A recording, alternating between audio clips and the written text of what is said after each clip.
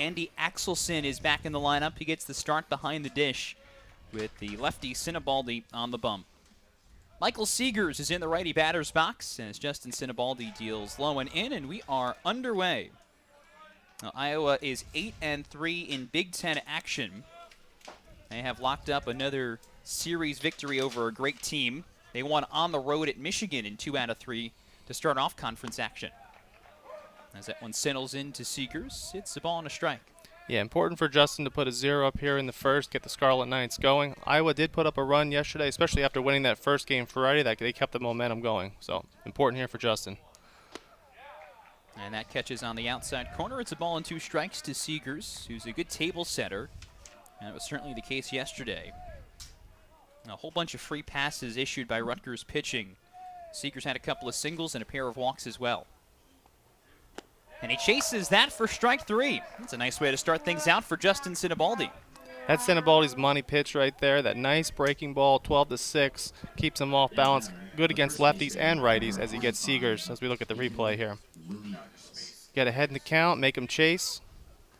Good start for Sinibaldi. Oh, we've talked a ton about how Iowa's starting pitchers this weekend have provided a ton of length. Rutgers starting pitchers have not pitched poorly, but they've not been able to pitch deep as the first toss is inside to Peyton Williams. Now, Nathan Florence got the ball yesterday. Just 1 earned run, but only 4 innings of work.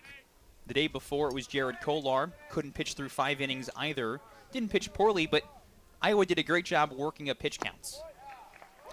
Good spot right there for Sinibaldi in the outside corner. Williams will take a lot of pitches. Looking at his stats right here, 24 walks, 9 hit by pitches, and has only struck out 20 times this season. Here comes a 1-1. And it's low ball 2. Big left-handed hitting first baseman. It's all over the bases yesterday. That's right. He was on 5 out of the 6 plate appearances that he had. 2 singles, 3 walks. And that just missed from Sinibaldi. So a hitter's count for Williams, which was the story of his day at the plate yesterday. 3 balls and a strike. Yeah, the wind today is blowing out toward right, which is unusual here for Batenfield, more toward left on most days, but we'll see how that impacts. And it goes the opposite way for Williams. Out to left. Love drifting towards the line. Makes the catch in his first test out there. There's 2 gone. It's funny how in baseball the ball always finds the new guy. It's definitely true. I love making his return to the lineup, return to the field after missing nearly 4 weeks of time with some back pains, some back issues. Yeah, Rutgers trying to mix things up too. Yeah, all smiles out there. Played that one very routine. No problem on that one. He's mostly a shortstop, so that's going to be interesting to see how he plays in the outfield. So 2 up, 2 down. Here's Keaton Anthony. He takes strike 1. We've sung the praises of the freshman Anthony a whole bunch this weekend, and when you see the numbers, that's why. 355, 33 ribbies already. That runs inside. Yeah, 447 on base percentage. That was coming off Williams' 497 on base percentage. So these are the guys that Rick Heller wants in the top of the lineup to get on base, produce. And this is hammered through the left side. There's a hit. Another one for Keaton Anthony, who continues to produce his 17th consecutive game getting on base. And a 2-out base runner here for the Hawkeyes. Yeah, just a good swing there. Just drove it through the hole. Number 42, Will. First hit of the game. Yeah, ball leaked over the plate just a little bit there, and good swing there for Anthony, 2-out runner for the Hawkeyes. So he's not a threat to steal, though, has not attempted a stolen base this year. Now to bring up Will Molfler. And he fouls that back for strike 1.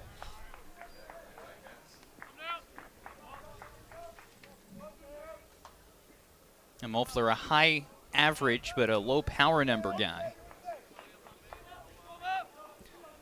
Yeah, he's missed some time. He's only 22 games. Hawkeyes have played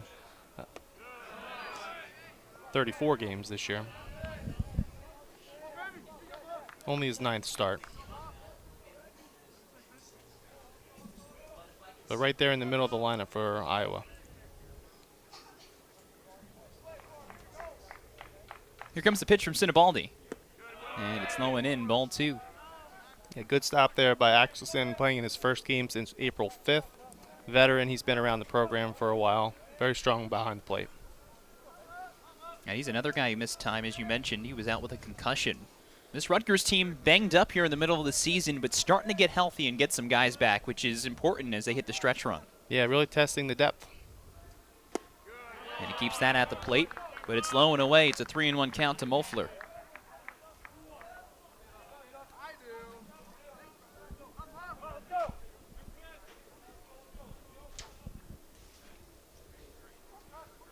Now Justin Sinibaldi started the inning well, but falls behind here in the pitch. That's ball 4. So the single and now a walk. And it's funny, this feels like what we saw from Iowa all day at the plate yesterday. Doesn't have to be pretty, doesn't have to be a home run, but they create something every time up. Yeah, putting the pressure on the Rutgers defense here with 2 outs, 2 on. Fuller coming to the plate. And Isaiah Fillard has had a great couple of years at Iowa. All Big Ten pick last year. Made his presence felt in the first game of this series with a big home run. Yeah, open stance up there at the plate. And Sinibaldi starts it out with strike 1. Yeah, nice spot there, down and in, right at the knees.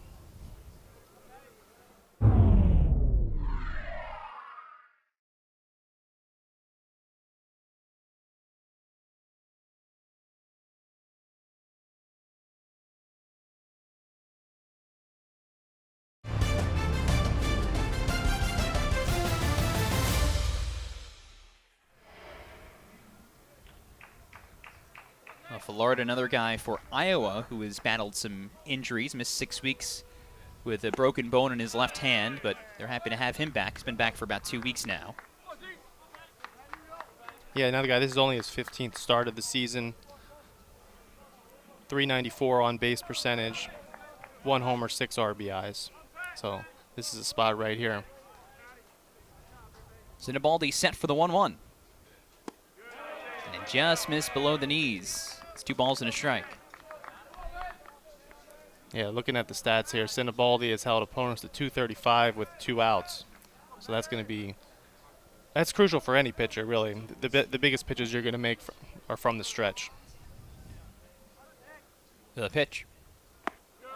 That's taken outside and another hitter's count. 3 balls and a strike. Now Rutgers trying to set the tempo of this game today after falling behind in each of the first 2 contests. This would go a long way, getting a scoreless top of the first. The pitch. And Fillard golfs it through the left side. It's a hit. Anthony is around third. Love chucks it home, and there will not be a play. Now a throw over to third, and that gets away from Santa Maria as Fillard goes to second. It's an RBI hit for Isaiah Fillard. Iowa's offense at it again. They take a 1-0 lead. Yeah, Fillard, 3-1 count there. Got a good swing off right through the left side. Love came up throwing, made a good throw, just not in time as Anthony was rounding. As we look at the replay here, good dive by DeGiorgio, trying to keep it in, but just too far out of his reach. Love coming up throwing, throws it high as Axelson tries to get it. They almost had a play at third, but the throw was offline. He probably would have had him there, and both runners move up. So 1-0 here, Iowa. Yeah, Moeffler was the one advancing to third who benefited from the errant throw. Now Ben Tallman at the plate. A 2-out rally for Iowa to get on the board after 2 quick outs for Sinibaldi to start this inning. Yeah, Axelson going out there. Official scoring ruling, both just moved up on the throw. Status, the bullpen's in. Pitch. And Tallman loses the bat as he fouls it back. Watch out there. A foul ball and a foul bat almost took out the head coach Rick Heller in the third base coach's box.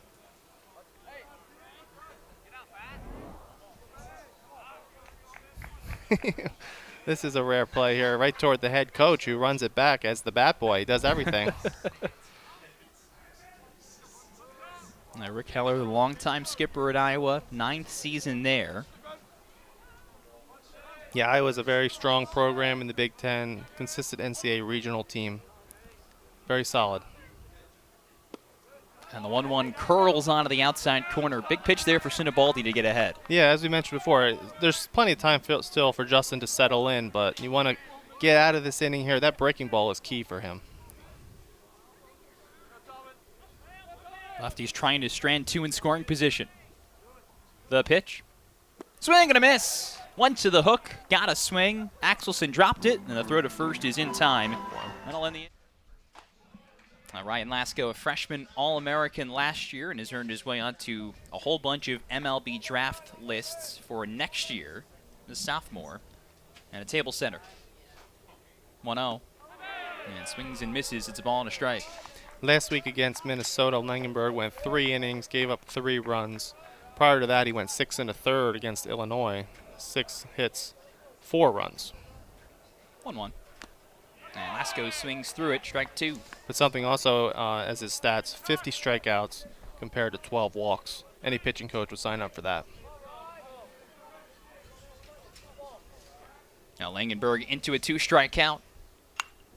And Lasko fouls back the slider. Yeah, it looked like he hung that one a bit, but maybe even too far up that Lasko couldn't do damage on it, just fights it off. This is a Rutgers offense trying to produce meaningfully for the first time this weekend. That just missed. Yeah, it's interesting when the pitcher has a slider and a curveball, different types of breaks as far as controlling them, and that's going to be, especially with the right-handed hitters, how they go against that will be interesting to see. Lasko hammers this to left field. Peterson back towards the fence, and it one hops over the wall, a ground rule double. And a nice way to start off the offense for the Scarlet Knights. Yeah, Lasko, not your typical leadoff hitter. Got a lot of power. All different. But looking to break through here. Yeah, 13th double of the season. Oh, inside. Yeah, DiGiorgio got the bat out of the way. So this ball is live as Lasko goes to third, despite DiGiorgio trying to square on a bunt. Yeah, interesting there that Danny was looking to bunt. Got out the way. We'll see how this one here be a pass ball or a wild pitch, but nonetheless, Lasko easily takes third. And they're going to appeal to first. Did not go. And Nathan Thompson on balls and strikes. Timothy Carey's down at first.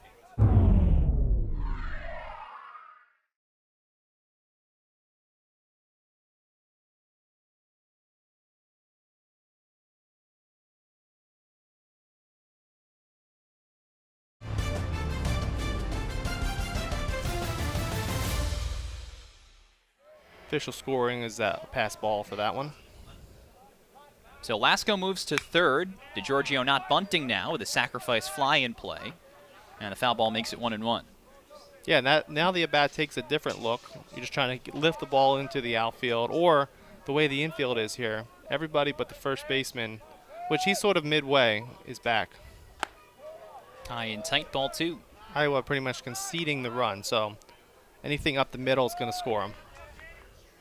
Get it past the pitcher. Langenberg deals. And this is golfed through the left side. There's a hit, and there's a run. Lasko is in. Danny DiGiorgio delivers. Rutgers ties the ball game at 1. Yeah, great approach there by DiGiorgio, going up the middle. Now here is Evan Slight at the plate. Another guy who has worked himself back from a little bit of injury. His first game in the series coming right here after missing a couple of games with a little nick to his knee. Happened in a midweek game against Princeton. Iowa certainly remembers Slight from last year when it was a 4-game series here at Baton Field. The Hawkeyes won the first 3 and had a 7-1 lead in the 8th inning of Game 4. Slight hits a grand slam in the 8th inning to make it a 7-6. And Scarlet Knights scored 2 in the 9th to walk it off. So Slight's grand slam was huge in that comeback win last year.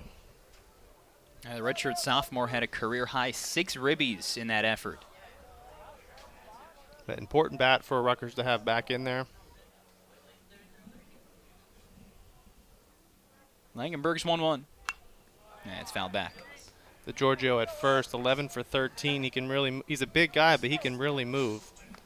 Be interesting to see if he tries to swipe second as They do have the defense swung around here, so Seegers, the shortstop, would take the throw on any stolen base attempt.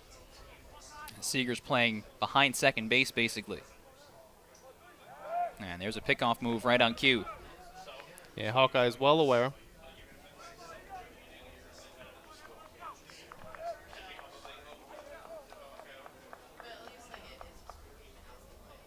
One, two. And that's to the backstop. Another bad one from Langenberg. That should be a wild pitch this time. And it allows DeGiorgio to go to second. Yeah, missing his location a bit here early on. As with most starting pitchers, the first inning can be the toughest. We saw that with Sinibaldi trying to settle in. As far as getting your routine, getting into the rhythm of the game, here on this one, down and in, just really tough one there for the catcher Tallman to try to get. And slight chases for strike three. Good sweeping breaking ball there from Langenberg for the out. Yeah, It was among the top 5 in the Big Ten in RBI, but does not have one of those yet in the series. And he cuts and misses at the slider, strike one. yeah, Chris, veteran hitter, 49 RBIs this year, 8 homers. Last year had 43 RBIs in 44 games for all Big Ten honors. It's far and away a career high in runs driven in for the redshirt junior Brito, who's compiled 22 of them in his last 10 games. A chance here to give Rutgers its first lead of the series. And Langenberg looks back, Giorgio at second. Yeah, it looks like now with the righty Burrito, Iowa swinging the other way as far as Fallard is up the middle, shortstop Seegers guarding the hole, and Scher down the line. Big open side there on the right side. And again, that's in the dirt. Tallman lost it, and DeGiorgio delayed, advances to third. He wasn't moving initially, but saw the ball squirt away from Tallman a bit too much and moved out. Yeah, that's a veteran right there, knowing that when the catcher is sliding like that, it's going to be really tough for him to be able to find the ball, get control, and make an accurate throw. And with Danny's speed, he easily makes it. So now a spot here for Brito for another RBI. That's 2 wild pitches to move DeGiorgio from first to third. And that's outside, 3-1.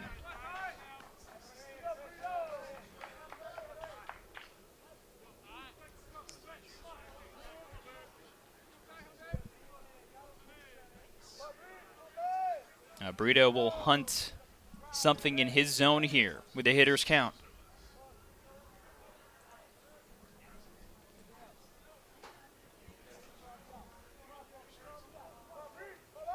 Ty Langenberg looking to settle in. And that misses outside. It's ball 4. So Rutgers has runners on the corners as the offense has come to play here in the first inning. Kuroda Grauer riding a 10-game hitting streak, longest of his freshman campaign. RBI spot for him, and he pops the first pitch foul for strike one. Yeah, breaking ball there from Langenberg to start that at bat off. Runner on third, less than 2 outs once again here. The Iowa defense now with a runner on first, looking to turn the double play, but Kuroda Grauer looking to lift something into the outfield, get the RBI. They may have chased that one. Quickly strike 2. Yeah, fastball that time it looked like. We'll see if he tries to bounce one, but he has been a little wild so far. With the runner on third, really putting the pressure on the catcher, Tallman. Yeah, it's DeGiorgio 90 feet away. Brito's at first, but Langenberg ahead 0-2. And he checks on Brito over there at first. Now, worth mentioning, we did see Chris steal a base yesterday. His third swipe of the season. Now the pitch. And this is hammered down the line. Peterson towards the corner, and it one hops in fair territory. DeGiorgio had to hold. Now he scores as Josh Kuroda Grauer slides into second with an RBI double. Rutgers has its first lead of the weekend. Yeah. Rutgers in front 2-1. Tony Santamaria at the plate now as Langenberg skips it there for ball 1. Yeah, it looks like we have somebody throwing out in the bullpen for the Hawkeyes already, a left-hander, but he's got a sweatshirt on, so I'm not sure the number at this point. And that is worth mentioning with the great outings from Adam Mazer and Connor Schultz so far this weekend. Everybody available in Iowa's bullpen. So if they decide in the first or second inning to go to the pen, Rick Heller's got his pick of the group. He does, yes. That's important, especially for the Friday starter to go 8. The Saturday starter also to go 8. You're in good shape for Sunday as far as your bullpen, but Langenberg here just hasn't been able to find it in the first inning. Pitch. And this is tapped to short. Seegers comes in, but Iowa will concede the run as Brito scores. Kuroda Grauer goes to third. Rutgers in front, 3-1. And now Mike Neister at the plate. He's the 7th Scarlet Knight to the dish here in the first inning. The best inning of play offensively for Rutgers this weekend, for sure. Yeah, Scarlet Knights have come out with urgency here in the bottom of the first. That's outside. Yeah, putting up some good at-bats. Going back to Kuroda Grauer, that was an 0-2 pitch that he was able to connect on. And he's standing at third. Chance for Rutgers to get one more. As Neister slams this to second. Nice job there by Fillard on the short hop. And that ends the inning. That's a nifty play by Fillard, saving a run there with a clean field.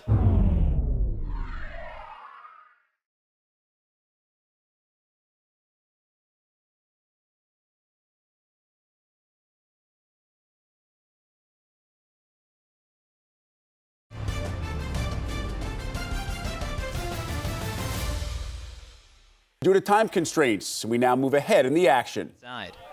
Yeah, ringing double for Lasco in the first inning. RBI spot for him here as the lineup flips over.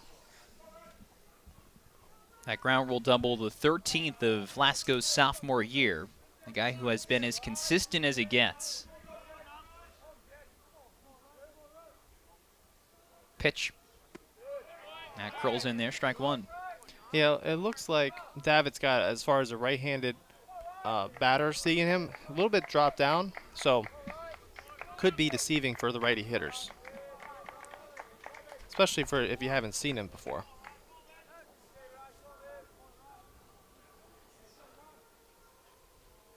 A look at second, and now 1-1. That's in the dirt, and Tallman once again has to knock one down, keep it at the plate. And now he looks a little banged up as he flings the catcher's mask away and looks in the Iowa dugout. Yeah, I'm not sure. This is a big spot in the game, though, for Davitt and Iowa. Rutgers threatening to add to its 3-1 lead. And Davitt comes back with a fastball for strike two. Yeah, that was a tough spot there for Lasco. You weren't going to be able to do much with that pitch. Inside corner. Davitt's got a lot of movement on his pitches. Andy Axelson at second and Cameron Love at first. Davitt deals. That just missed. It's a full count. Yeah, up and away there. He's asking if that pitch was up. Umpires don't usually like that when you ask them where the ball is at from the mound, but this is up and maybe away as well. Typically, you see the catcher make that ask. Yeah, the umpires don't like to be publicly shown up, but gets the clarification there. Well, here comes a payoff pitch to Lasco. And he pops it up. It's going to carry out of play. Went with a breaking ball there on the full count. Lasco able to fight it off. Four-man umpiring crew as usual in Big Ten play.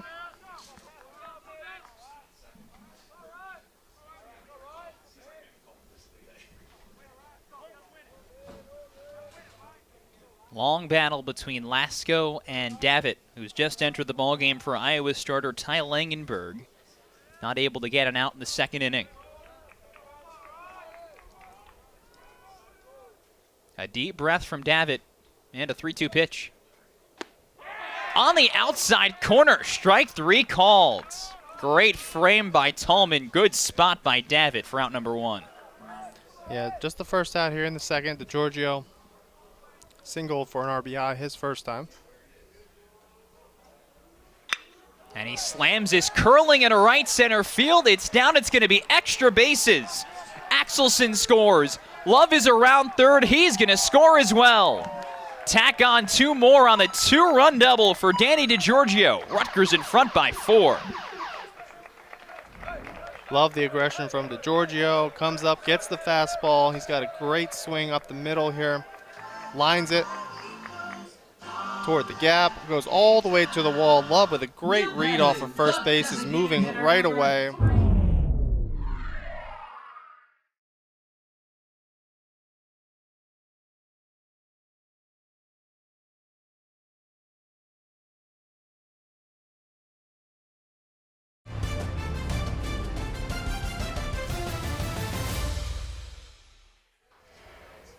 The best offense of the weekend from the Scarlet Knights coming on Sunday as Evan Slight swings at a breaking ball and misses strike 1.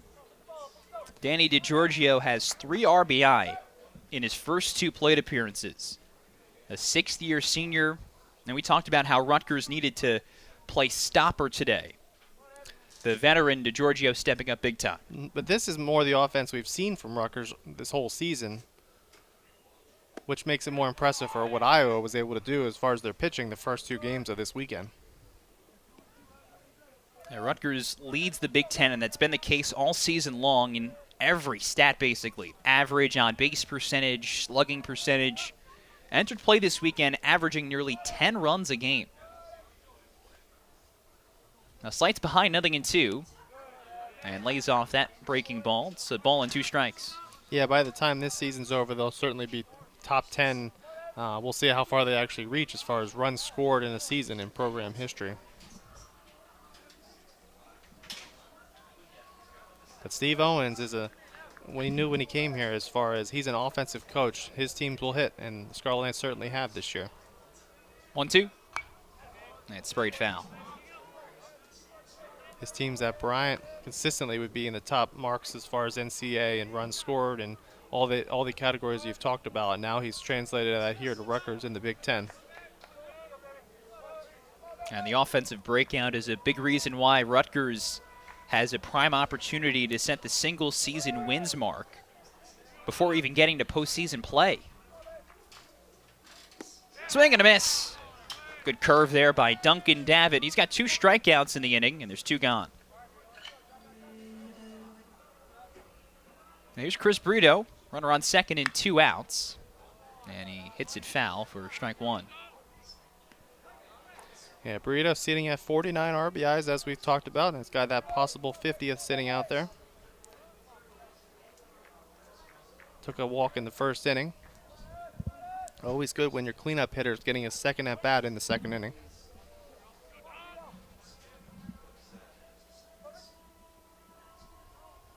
Long hold for Davitt. Now strike 1 pitch. Yeah, Brito thought about calling time there.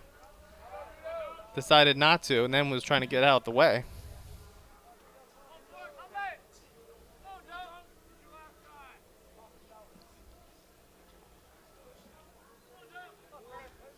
Duncan Davitt trying to at least strand Danny DiGiorgio at second.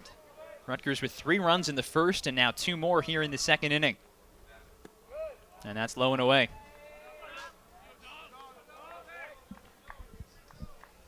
Brito set himself up here in a good hitter's count. First base is open, but I imagine Davitt's going to want to go right at him.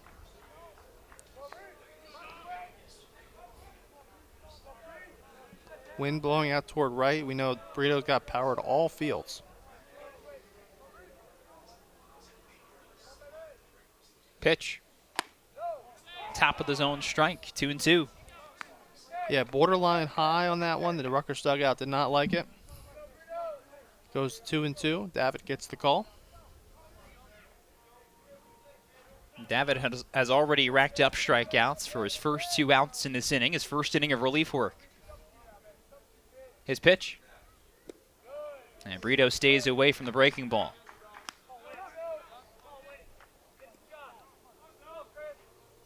Now, DiGiorgio doesn't have to move here on 3-2. Anything to the outfield should score him anyway. He's a speedy guy. Team leader in stolen bases. Davitt went to that fastball low and away against Lasco. We'll see what he goes with here. It'll be a payoff. And Brito skies it foul. They look like he went with the heater there. Burrito able to fight it off.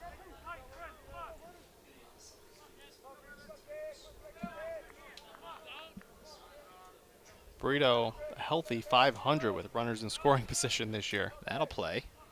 That's how you get to 49 RBI faster than you play 49 games.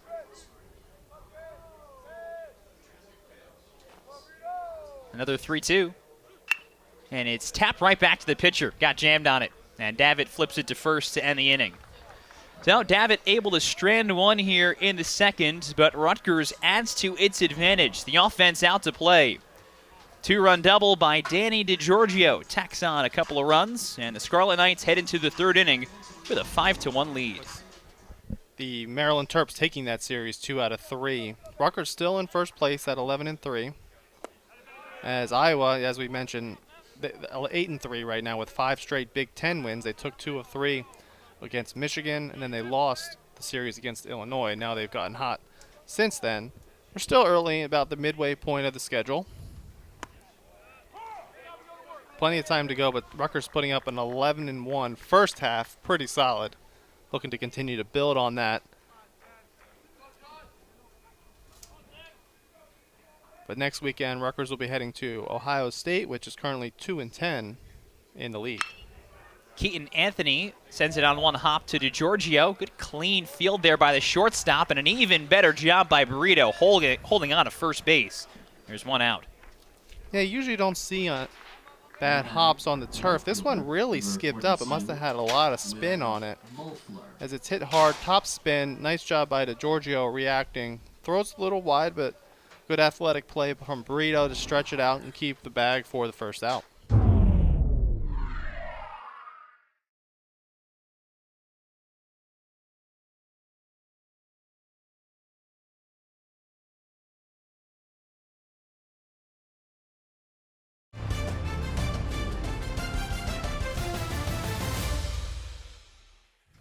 So Keaton Anthony retired to start the third inning. And Will Moelfler is at the plate. And he pops this up on the first pitch, but it's out of play.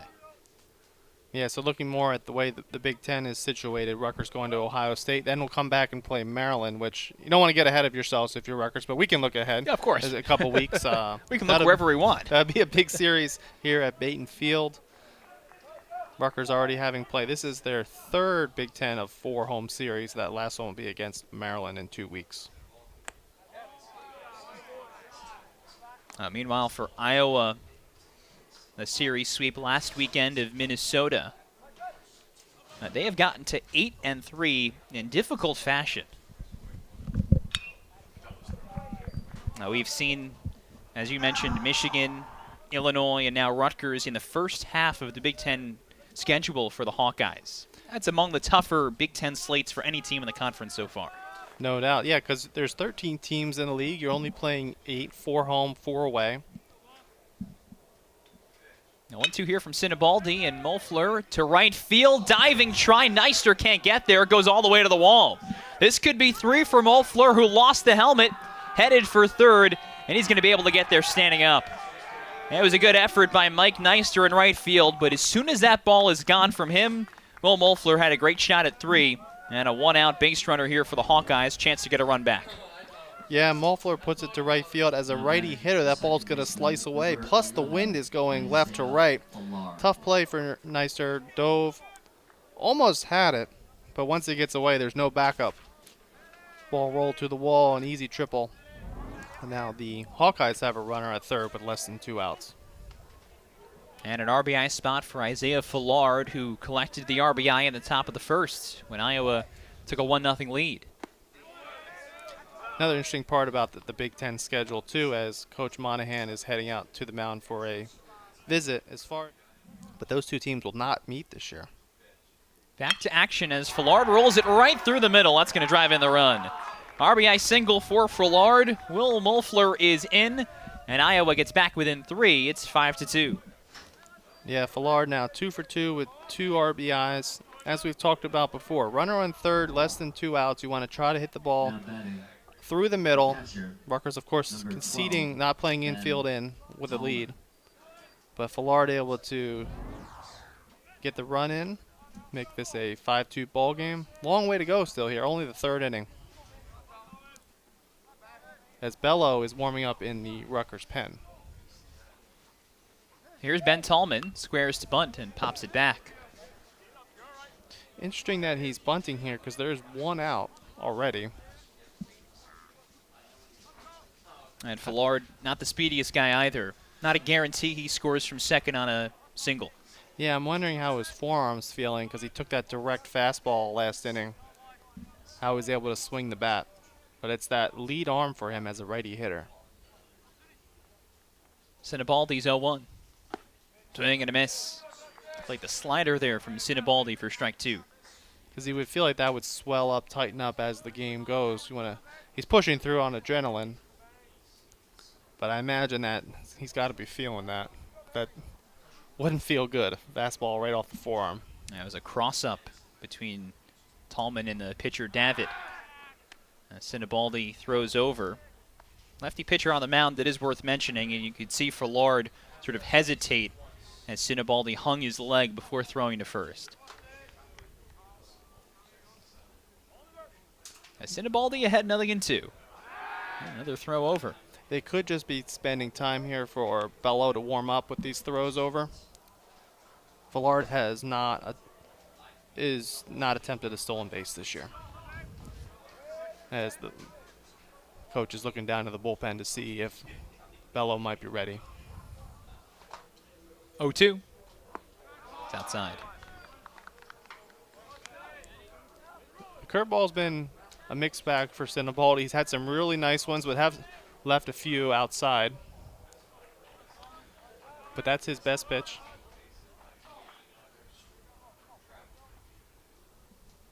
Now 1-2. Swing and a miss. Back foot breaking ball for strike 3. Justin Sinibaldi has 4 strikeouts so far. As we've talked about, he got that breaking ball down, gets the chase. He's got the illusion of coming in as a strike because he can throw it over the plate for a strike. The nice just drops off there, and also a great play by Andy Axelson. And now Sam Peterson is at the plate. Tapped out to short his first time. That's a foul ball. Now, something worth mentioning is you talked about Sam Bello, one of Rutgers' top relievers. Rutgers had to use 6 different guys out of the pen yesterday, but in this series, they've not used 2 of their 3 top relievers, Bello and the closer, Dale Stanovich. So, Iowa has everybody available, yes, but Rutgers still has 2 of its guys who it would trust for multiple innings. That's right, especially Dale Stanovich at the back end there. Guy who can go multiple innings if needed, I'm sure. Coach Owens won't be afraid to go to him late in an 8th inning. But you got to get there first. Sinibaldi, now they've got Fallard hung up. The throw to second, the tag, it's a close play, but he's out. That's the benefit of being a lefty on the mound with a guy on first.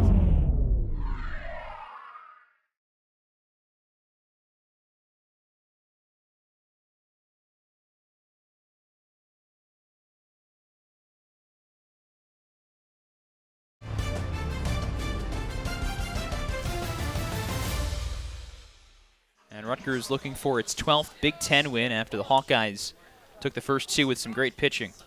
Yeah, good first 2 innings for Rutgers, already into the Iowa bullpen as Kuroda Grauer looks to bunt, did not go. You want to just keep tacking on, though. You can't be settled here with this 5-2 game because you know Iowa's going to keep coming at you. Kuroda Grauer extended his hitting streak to 11 straight games with that RBI double back in the first inning. Duncan Davitt, second inning of relief work as Kuroda Grauer skies is deep to center. And Huckstorf able to circle around. There's one out.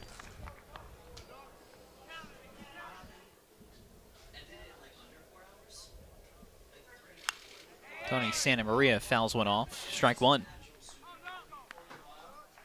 Santa Maria is one of 2 guys in the middle of Rutgers' order with more than 45 RBI. He's got 46 after the RBI ground out back in the first.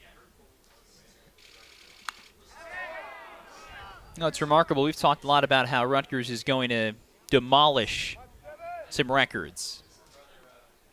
I don't know the last time at Rutgers that multiple guys finished with more RBIs than games played in a season. It's been a while. Yeah, I remember looking up the last time Rutgers had a guy who had the same. I'll have to see if I could find that. And there's still nearly a month left of the season. That's even before you get to postseason play. But Rutgers' offense has been as great as it has been in a long time. Yeah, especially in the Big Ten era. Rutgers this year, especially with the 11-1 starting conference action, did a great job of putting itself nearly into the Big Ten tournament before hitting the back half of conference play. Top 8 teams will make that coming up a month from tomorrow. As Santa Maria slams this to right. That's right at Moelfler. There's 2 gone. Yeah, well hit ball, just right at him. Good And swing from now Santa. at least 2 victories here at Rutgers. Everybody's paying attention to the Hawkeyes once again, that's for sure. As Mike Neister takes a strike. Yeah, early in the season, pretty much for most teams, you're just trying to find where you are, see where you are, and then by Big Ten plays when you really want to be playing at your best. Davids 0-1. A great break on that, but it dives out of the zone. 1-1.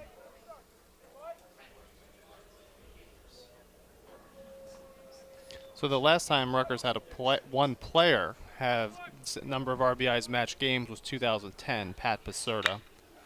Neister skies this to right center field. Hucksdorf on his horses towards the fence, dives, and he can't make the play. Neister's around second. He's headed for third. He gets there standing up. A wonderful effort by Kyle Hucksdorf in center field. It's a 3-bagger for Mike Neister. And that's a fair assessment, too. Andy Axelson comes up empty on the first pitch. How about the effort, though, from Kyle Hucksdorf? I mean, that ball's slicing away from him, and he has it until he slams into the turf. Yeah, long way to go there. As we said, shaded in toward the other way, but Neister on his horse, running easily, makes it to third. Now, Duncan Davitt had appeared to get back in a groove and retired 4 straight before the Neister triple. Yeah, 203rd career hit for Neister, but just his 4th career triple. Axelson down the line, fair ball. It's going to score a run. Neister's in. Axelson wants 2, and he's going to get there. Welcome back to the lineup, Andy Axelson. He's got an RBI double, and Rutgers is back in front by 4. Some of these reinforcements on this Sunday. Now, speaking of, Cameron Love at the plate for the 2nd time.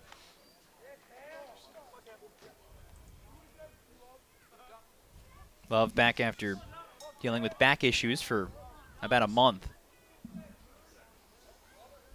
Cameron Love from Staten Island. Not too far, really, from here. DeGiorgio from there as well.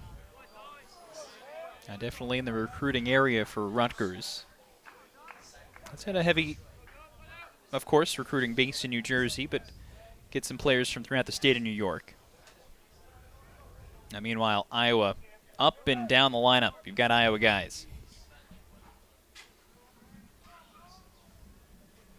Now, Davitt's fallen behind 2-0 on the 9-hitter Love.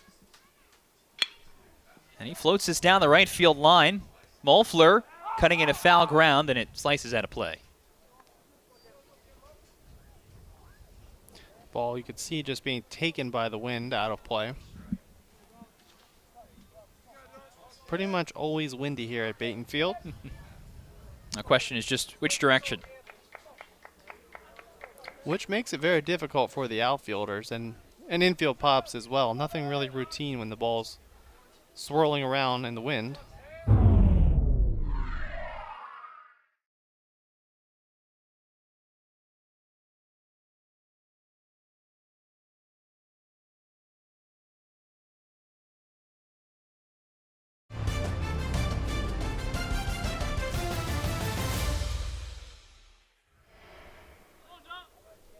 You've seen it on some of the extra base hits from the 2 teams today. Great slice into right center field in particular.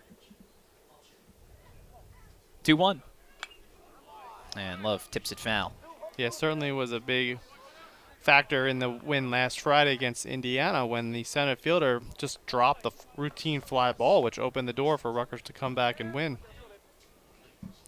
Can't take nothing for granted.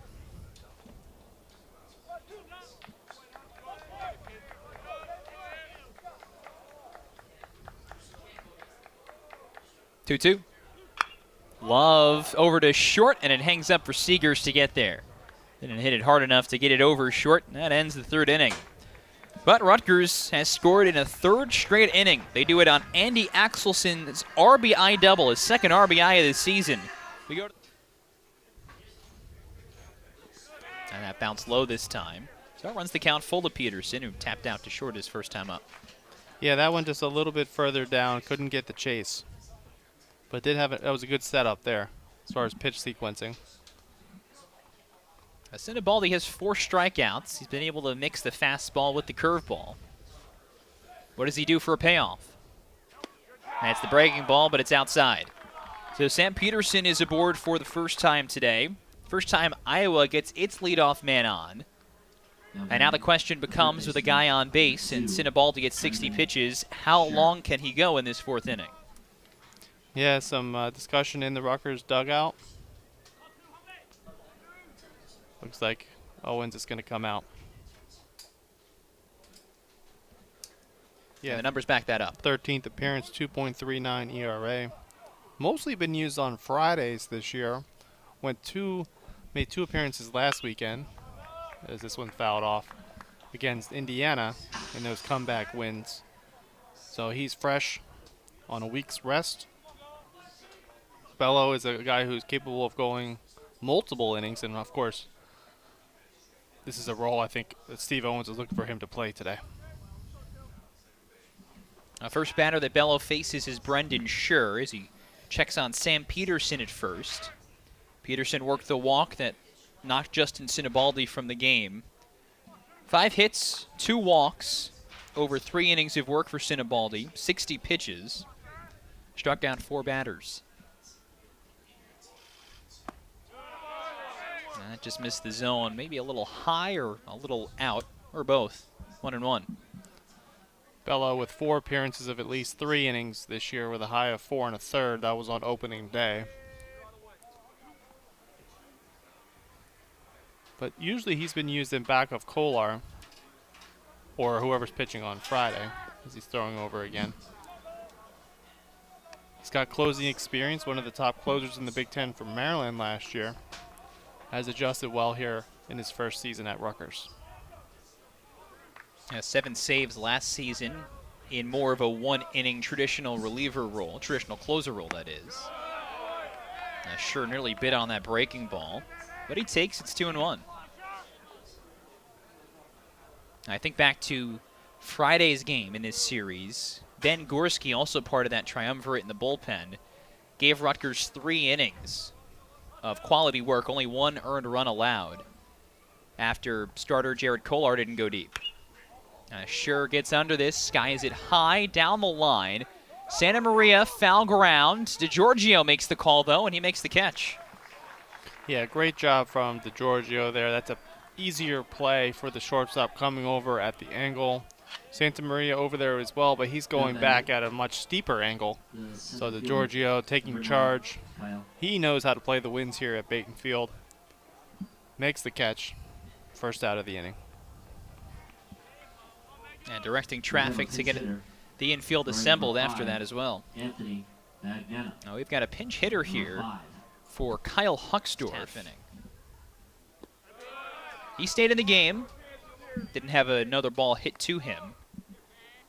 But I hope that Huxdorf has been lifted just to try to get a different bat in the lineup and not because of any injury issues. Could be, because now Rutgers started with a lefty. Now they're going with a righty. Huxdorf, a right-handed hitter.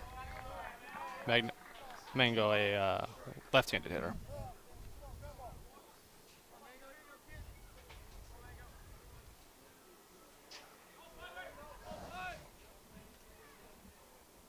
Ball on a strike, the pitch. That fastball just missed the zone.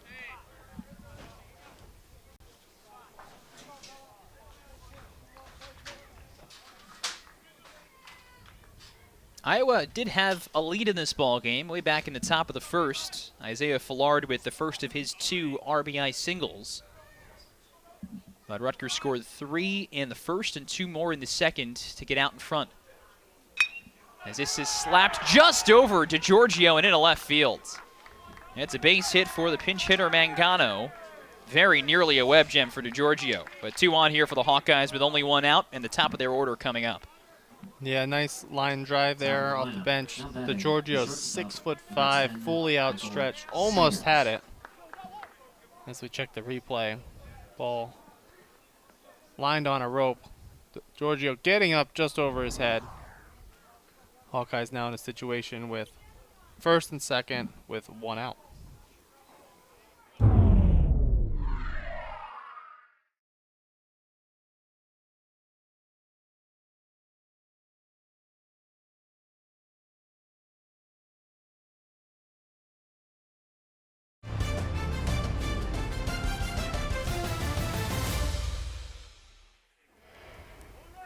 And you can just feel that this is going to be one long grind-em-out ball game, but a chance here for Iowa to get back in it.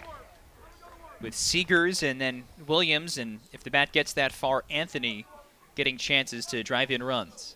Yeah, it's already come to a battle of the bullpens here on a Sunday. Each team has their top guys ready to go. The pitch, and Seegers slices it down the line, foul.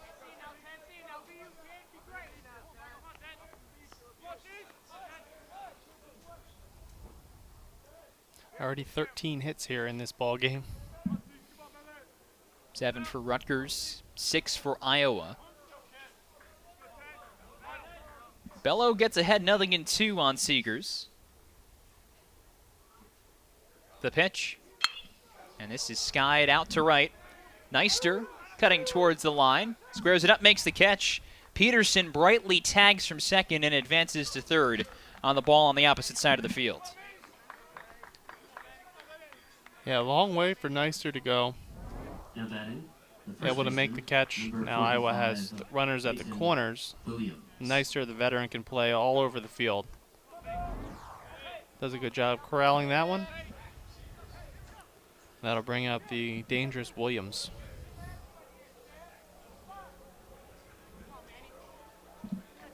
Rutgers has done a good job of keeping Peyton Williams in the yard this weekend, a guy who entered play as one of the top 5 in the Big Ten with those 9 home runs. But he has driven in a whole bunch of runs in other ways. And Bello will try to retire him for the 3rd time today. Sinibaldi got him twice on a fly out and a ground out. Yeah, 30 RBIs on the season, 491 on base percentage. He's hitting 290 with runners in scoring position on the season. That's nicely blocked by Axelson. It's 1-0.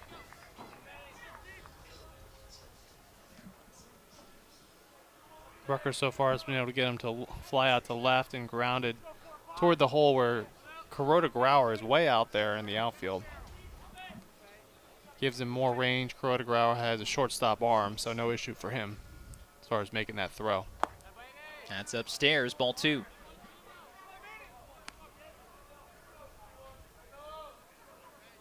Lasco in center, shaded toward right center. And Neister very deep in right.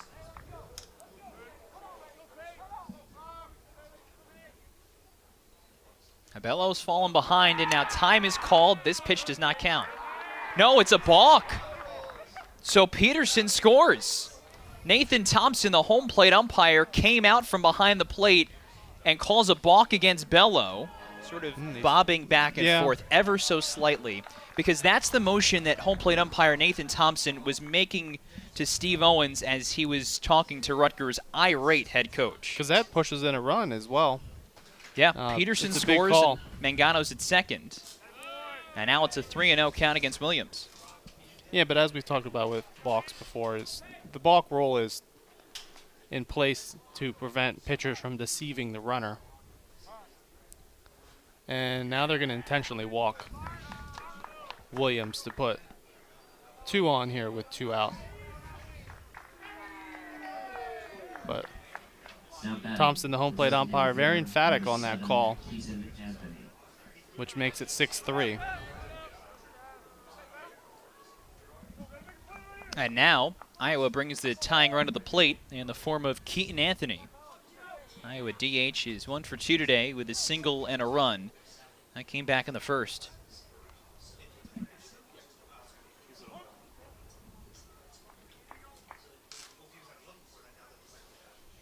Bello deals and missed outside. And not the best control so far for Sam Bello, who's thrown 16 pitches, only half of them in the zone.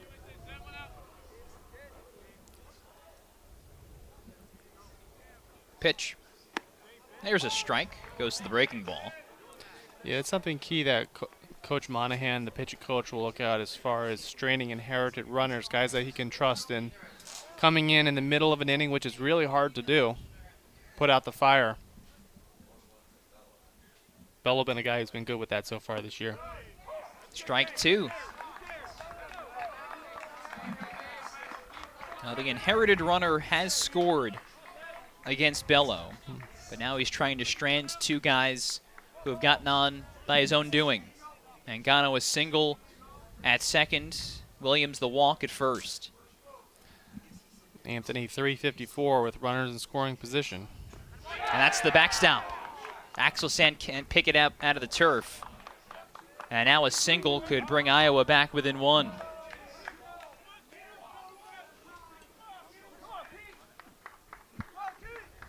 Tough one here for Axelson. Really had no chances. This looks like he's looking for a ball inside, yanked down and away.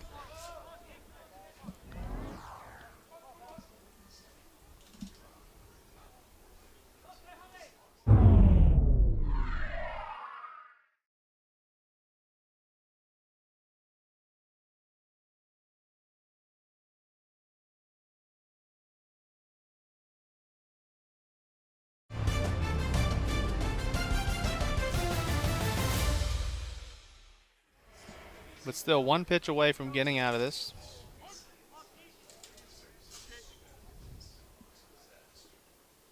Here comes 2-2. It's floated foul. Yeah, but with the breaking ball there. Anthony able to fight it off.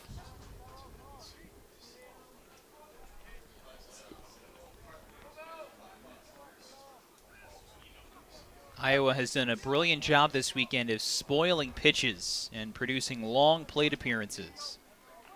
And this seems to be the latest example from Keaton Anthony. Full count.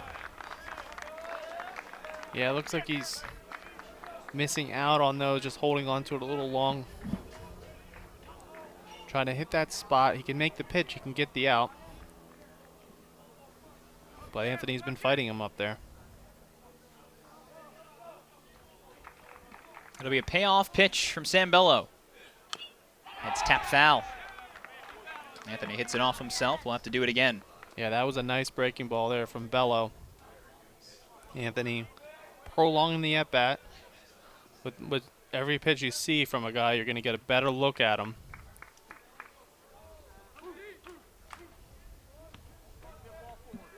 First base is open here. So, as Bello went to the breaking ball earlier, he's got his full arsenal at his disposal. Tries it again. And this is slammed to right field, but it's right at Mike Neister, who makes the one-hand catch. And that ends the inning. It could have been something there for Keaton Anthony. Struck it well. But Sam Bello strands 2 in scoring position, as they have, and they've brought in the guy who got the save for them on Friday, Dylan Nedved. He's been their do-it-all pitcher. He's in for Duncan Davitt, who gave Iowa 2 innings, gave up 2 runs on 4 hits. And Nedved, a guy who can pitch multiple innings as well. 3 saves on the season, but here Coach Heller looking for him to get some length. Oh, that was smooth at third by Brendan Scherb. You've got a speedy guy down the line, and he beat it out. And here's DeGiorgio. He's had a big game. And Nedved starts him out with the breaking ball for strike 1. You can see how Nedved could be tough against righties. He's on that far third base side of the mound. Comes across, sweeps it. got a nice breaking ball. He's gone 42 innings on the season with 48 strikeouts, giving up just 23 hits with that 164 average again. So he's one of the top guys in the Iowa pen. It seems like for the moment he has settled into one of the closer roles on the team. On an Iowa team that over the first part of the season struggled with consistency out of the bullpen. They've gone to a couple of guys to close. Again, mentioned Nedved got the save on Friday. Needed just 8 pitches to do it. And now back here in a very different scenario. As this is rolled through the right side this time by DiGiorgio. There's another hit. A 3-for-3 start to the Sunday for the super senior. And a 1-out base runner for the Scarlet Knights. Now here's Evan Slight, who struck out his first 2 times and swings through that pitch for strike 1. Do want to mention as well, by the way, for Iowa, a couple of defensive changes. We saw the pinch hitter in the last half inning. Braden Frazier is the new left fielder. Comes in after Anthony Mangano pinch hit in that spot. Sam Peterson slides over to center field. So a couple of swaps for the Hawkeyes, who are also now 2 pitchers into their bullpen, and Nedved's certainly not the last guy that will be used today on the hill. Slight at the plate here. Grand slammed against Nedved last year. And sprays it the other way. 0-2. That was in the big comeback win on the Sunday game of last year's 4-game series.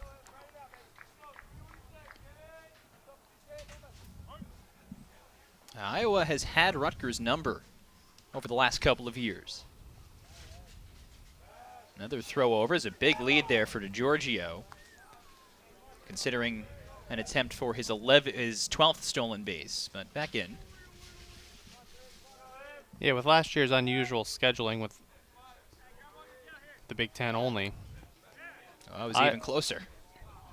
Iowa coming to Baton Field 2 years in a row, which is unusual. Indiana as well. They came to the pod last year. They came here last week. But Rutgers going to Ohio State next week. They've only been to Ohio State once in Big Ten play. It's been, what, 8 years at this point? Yeah, this is the 8th season. So. And 7th year with conference action, if you don't include 2020, even still. Some grousing from the folks at Baton Field as Dylan Nedved has paid a good bit of attention to Danny DiGiorgio at first, who continues with a sizable lead. 1-2. On the inside corner, called strike 3. Nedved did not lose track of the hitter as Evan Slight strikes down for the 3rd time today.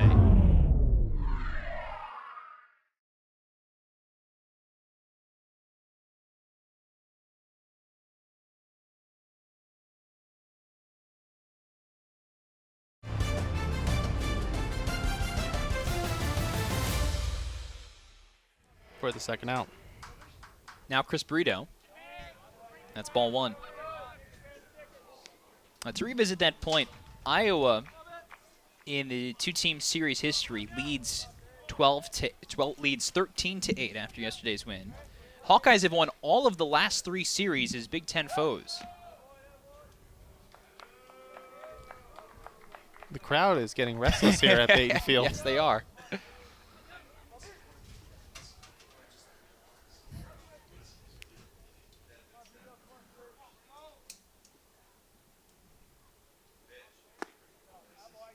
And now Tallman thinking about a throw over. In that rally from last year against Nedved, Burrito came up with bases loaded, took a walk on a 3-1 count against Nedved before that grand slam. So these two are familiar with each other. Fouled off. The Hawkeyes have Nebraska next weekend.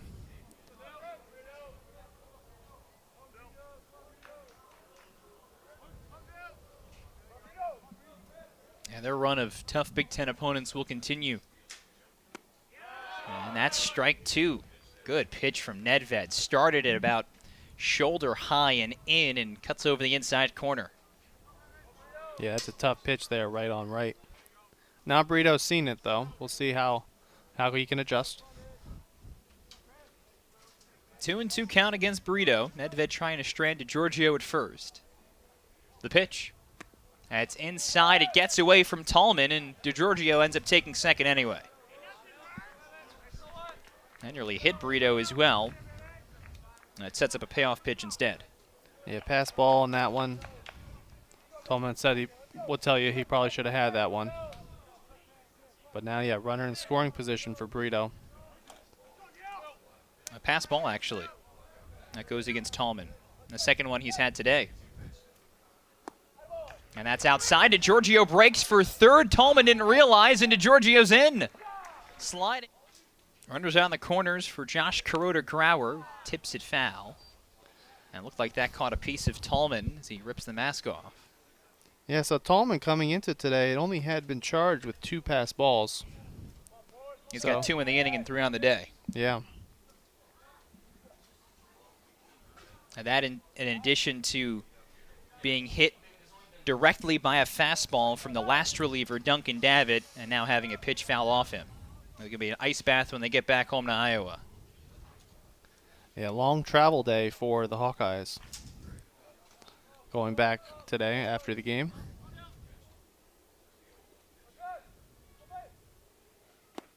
And that's outside. Brito breaks for second. Now he slows. DiGiorgio breaks for the plate. The throw's awry, and he scores. Rutgers running wild on the base paths as Danny DiGiorgio takes home on the double steal. Either, but does enough there. Yeah, Scarlet Knights pretty much steal a run there with 2 pass balls and a steal of home. Unearned run, but they'll take it. Modeling some of the baseball we've seen from Iowa this weekend. Not in a rush to call it Owens ball yet, but still, that's good work by DiGiorgio. As you take another look, Fallard cut it off and was conscious, as now this is past Fallard. Kuroda-Grauer rolls it to right. Mulfler misplays it, and that allows Brito to score. Rutgers wreaking havoc. They scored 2 more here in the 4th inning. They're in front by 5. Here's Tony Santamaria, and Nedved misses it for ball 1. Dylan Nedved had recorded 2 outs, but then the pass balls with Brito at the plate walked Brito, and now the RBI single by Kuroda-Grauer.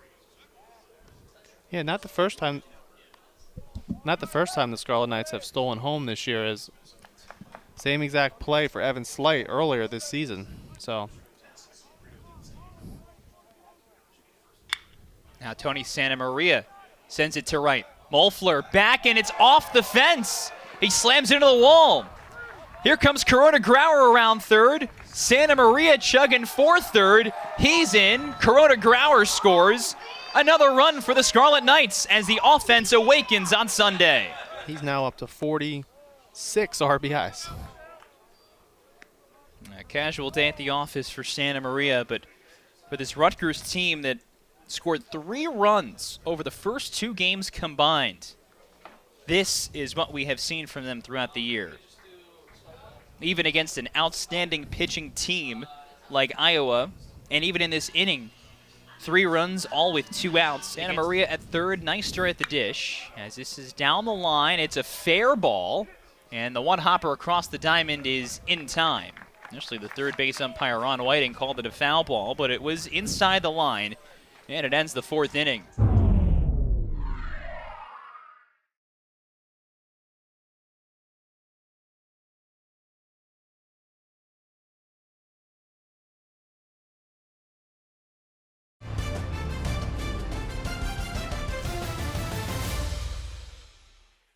Ball game looks much different as Sam Bello is back out for his 2nd inning of work. Yeah, the Hawkeyes had runners at 2nd and 3rd with 2 outs. And a tough at-bat there for Anthony to end last inning. Bello was able to get him to right field. But at that point, it could have been 6-5 possibly if it gets down. Now the other way, Rutgers puts up a 3 spot and has a 9-3 lead. Quite a turn of events. And Will Mulfler skies it foul. He's quickly in an 0-2 hole.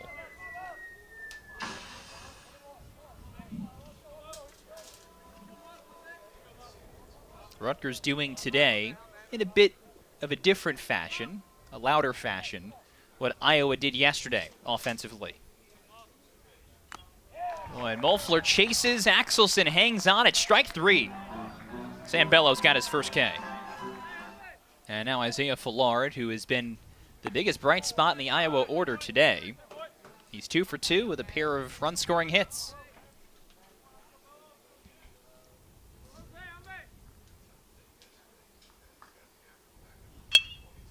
And he taps this over to second. His counterpart, Kuroda Grauer, fields and throws. 2 quick outs for Sam Bello.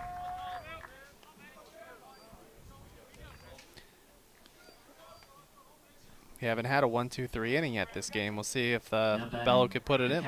Either way. Only once in the 8 completed half innings so far have we seen a team go scoreless. And now with 2 quick outs, we are going to see a pinch hitter here. This was Ben Tallman, the catcher's spot, but it's his backup, Rhett McCleary, who's grabbed a bat and is going to enter the game.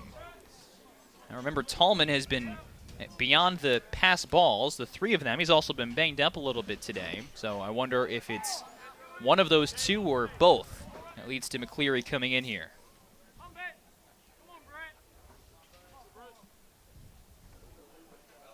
As Jimmy touched on in the last half inning, Tallman had 2 pass balls in the bottom of the 4th and has 3 on the day, all of which have contributed to run scoring. 0-2. Now McCleary takes eye. Can really see Bello pitching with a lot of urgency out there. Attacking the zone, looking to get his team back in the dugout quickly. And swing and a miss, there's strike 3. There's your 1-2-3 inning. Inning of work as Andy Axelson leads off at the plate and taps the first pitch foul. There is a new catcher behind the plate. You saw Brent McCleary pinch hit for Ben Tallman in the top of the frame, and now he's in defensively as well. Wouldn't be surprised if he catches the remainder of this contest. And Axelson takes that off the back now. Second time today he's been hit by a pitch. The first time was in the head, that the top of the back. Here's Cam Love, and he bunts it foul. Now something we were talking about off the air, Jimmy. 8 and 9 are not your usual starters for Rutgers. Andy Axelson has been the backup catcher. Cameron Love is making his first start of the season, but between the 2 of them, they have gotten on in 4 of their 5 plate appearances. And Love pushes it. It's a good one up the first baseline, and it's fielded and fired from Nedved. So it's a sacrifice bunt. It moves Axelson to second. Won't go down. Who's got a hit today? One of the 10 for the Scarlet Knights. Yeah, that really set the tone as Iowa scored that run in the top of the first. Lasko started at the bottom of the inning with a nice double, and that started a 3-run rally.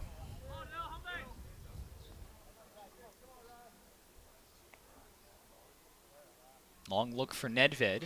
And now Lasko taps it to the left side. Axelson retreats as the throw to first is just in time to get Lasko. Seegers big swing and a miss there from the 6th-year senior. Strike 1. A couple of veterans battling here. Nedved is a 5th-year senior. The Giorgio, as far as his career high, he's had a 4-hit game twice previously.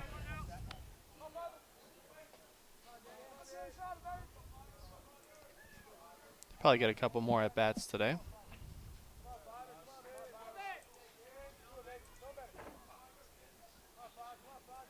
One.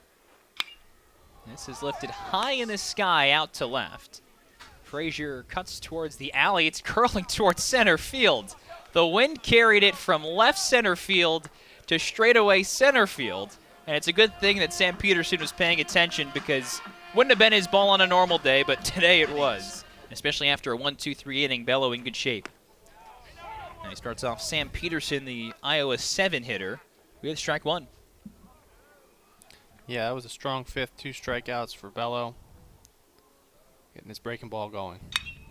This is rolled up the middle. DiGiorgio gets there, spins, and it's away from Brito. Axelson backing up, and Peterson has to get back into the base after initially making a start for second. A great effort from DiGiorgio, and it will be a hit for Sam Peterson. Now, DiGiorgio has been close to 2 web gems today. Yeah, this ball chopped up the middle, long-ranging play, spins. Brito tries to make the pick, but that ball gets by him. That'll go as a hit. Peterson did take an aggressive turn toward second, which if Rutgers was able to get the ball back, could have tagged him out. Axelson was able to grab it and keep him from moving up. As we talked about earlier, backing up first on those plays, that came in handy there, as he was able to had to retreat to first. Now Brendan Schur lifts it to right. Neister, playing the breeze, makes the catch. That goes as an infield hit for Iowa to start the inning. Now batting, the left fielder, number 4, Braden Frazier.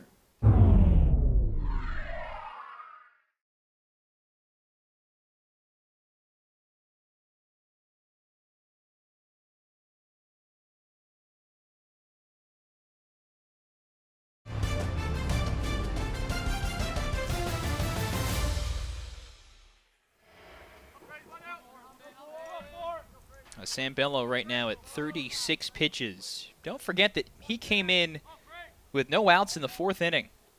Rutgers starter Justin Sinibaldi didn't pitch poorly, but just did not give Rutgers a ton of length. It's been the story of the series for Rutgers starters, not a ton of length, as Braden Frazier takes strike 1. Now, Sinibaldi, younger guy, he's a sophomore, so he's on a lower pitch count than the other 2 starters, only threw 60 pitches in this. Got valuable innings here from Bello as Brito takes a look at this foul ball. It's out of play.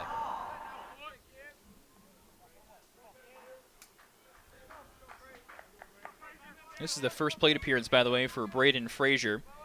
Came in defensively in the bottom of the 4th inning after Anthony Mangano pinch hit for Kyle Hucksdorf in his 9-hole.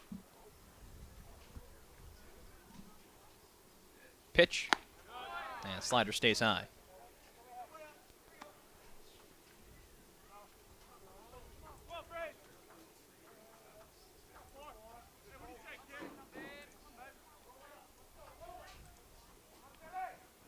Now 1-2. And this is checked the other way. Yeah, unusual swing on that one. Bella had him fooled. Able to get a piece to stay alive in this at-bat.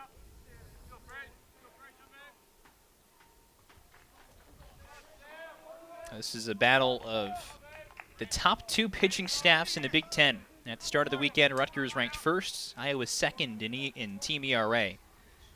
Neither of them may be in the top 2 by the time this series is done with the big scoring numbers. As this is golfed high in the sky, foul ground. Santa Maria trying, but no more room there in foul ground. Over toward the crowd on the third base side. Been nice crowds here at these last 2 weekends.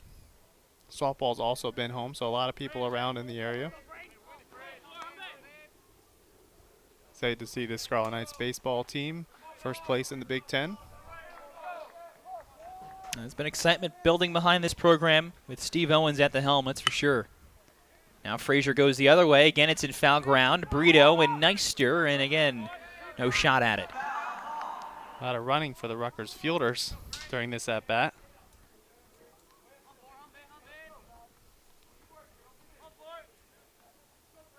Rutgers in some of the top 25 rankings, ranked as high as 8th in this week's top 25 from the Collegiate Baseball newspaper. And look at people excited, that's for sure. Now this is slammed straight away to center. Frazier straightens it out, but Lasco sitting under it and makes the catch. There's 2 gone.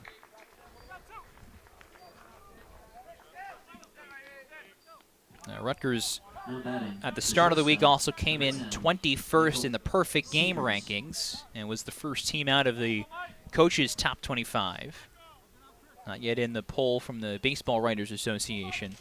Now, who knows what will happen after this. Of course, Rutgers trying to salvage the final game of the series after Iowa won 4-1 Friday and then 12-2 yesterday. Now, Seegers drives it out to right. Neister comes charging in, and 3 flyouts to end things for Iowa in the top of the 6th. And it's 3 really good innings from Sam Bello. 3 scoreless innings, in fact, for the righty reliever. Will he get a 4th? Handling the pitching that had been brilliant for the first 2 days. Rutgers was able to score 3 runs, all with 2 outs off of Dylan Nedved, who's the second Iowa reliever used in the ballgame. And now Nedved facing Evan Slight, Chris Brito, Josh Kuroda-Grauer in the bottom of the 6th. Slight tips it foul. It's quickly 0-2. Yeah, Nedved in his 3rd inning of work. Ruck was able to get him at the 2-out rally. And Nedved still, his whip for the season is only 1.02. So he's been one of the better pitchers for Iowa. And again, Slight nicks it foul. This is an interesting alignment defensively as far as the third baseman, sure, is pretty much playing the shortstop hole. But the shortstop, Seegers, is almost in a normal position. So very tight over there. And this is golf through the right side. Not what the shift was predicting, perhaps, but close enough. Big holes down the left field line and up the middle for Evan Slight, and he puts it. Slight DHing today, so Sweeney can stay there. As Brito taps the first one slowly to sure. They'll try to get 2. There's 1, but not the second. 1 seasons now as a head coach. Josh Kuroda-Grauer lifts this high in the sky to center. Peterson backpedaling towards the track. Kuroda-Grauer gave it a ride, but now they're on 2.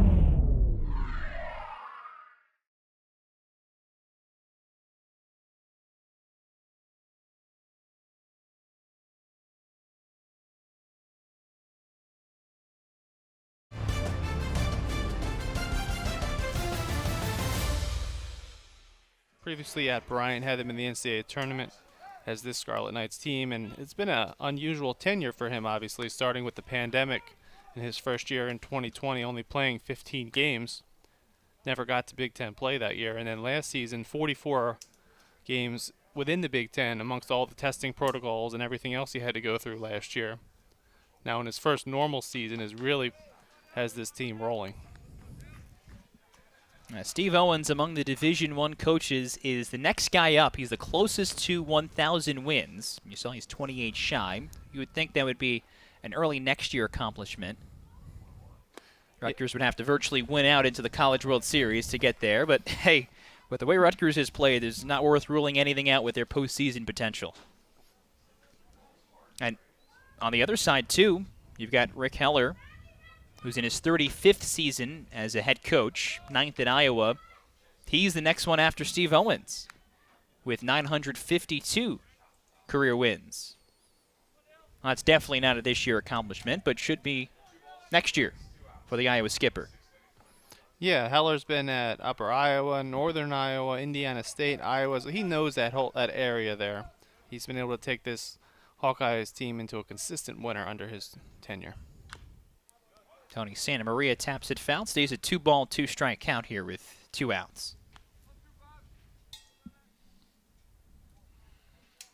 And Iowa's gone to postseason play nearly every year that Heller has been at the helm of the program. Speaking of 1,000 wins, of course, we saw Fred Hill earn his 1,000th career win right here at Baton Field. That's rolled over to third. Sure active again and goes a short route to get Brito. And that'll end the 6th inning.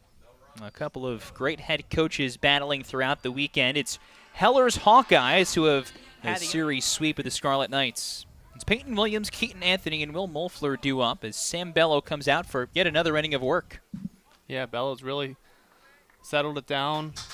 Been able to work long relief here through the middle innings against this Iowa team that has a 7-game winning streak, including 5 in a row in the Big Ten. 8-3 in the league right now. Iowa with a series sweep last weekend against Minnesota. And now a couple of wins over Rutgers. The winning streak is their longest of the year. Rutgers, meanwhile, has lost 3 in a row. That's their longest skid of the season. as this is slammed just over to Giorgio. Just missed another. Meanwhile, Peyton Williams has his first hit of the day. It's a loud single. Yeah, once again to Giorgio, and 6'5", just out of his reach. This was a sharp line drive from Williams. The Hawkeyes here are not going to go quietly. Bello's going to have to earn it. His season-long and career-long 4 1/3, but that was all the way back in February on opening day at Houston Baptist. Currently at 48 pitches. And Keaton Anthony takes swing inside for ball 1. But Bello's been a great addition to this Rutgers bullpen. Can be used in a variety of roles, short or long. That sneaks in there, strike 1.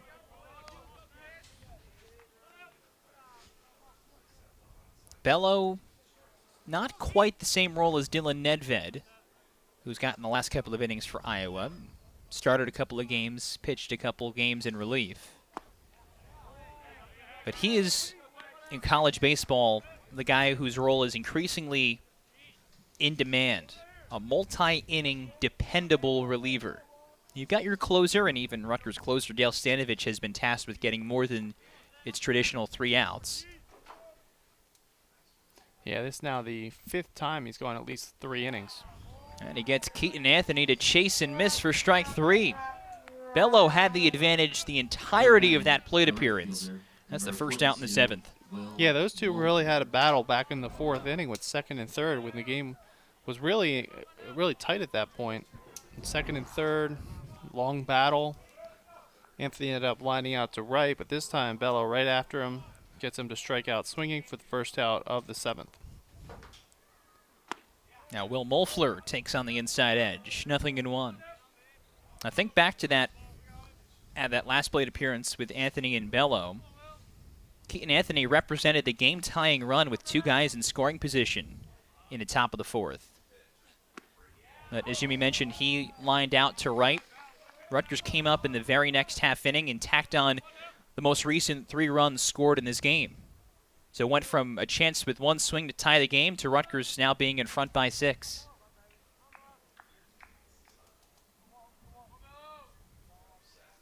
Bello quickly ahead, 0-2. I wanted that strike 3 call, but the slider dove outside. Yeah, you never know what an inflection point of a baseball game might be. This game could have been the 4th inning in that particular at bat, as this breaking ball just off. Good pitcher's pitch. This is nicked, and it cuts back into fair ground. Bello stayed with it the whole way and flips it to Brito. That one took a weird hop off a rock or a rubber pellet or something. It was curling out of play and then took a hard 90 back in fair. Take a look. Yeah, just off the end there. You don't usually see that type of spin on a baseball. But good job by Bello staying with it, making the play.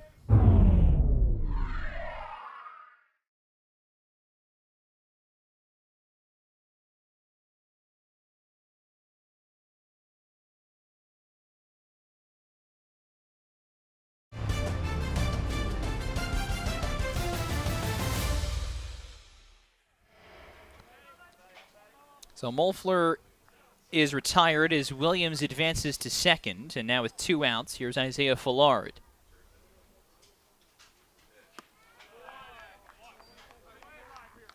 Now Fullard has driven in 2 of the 3 Iowa runs. Yeah, had that first inning RBI that Iowa, after their big win on Friday and Saturday, took the lead again here on Sunday with the 1 spot. Sinibaldi was able to settle it down, leave 2 in scoring position in the first inning. And then Rutgers responded with that 3 spot. Now Fullard with those hits, by the way, has extended his on-base streak to 14 straight games. All 14 games since coming back from that broken bone in his hand. Taken all the way there. It's strike 1.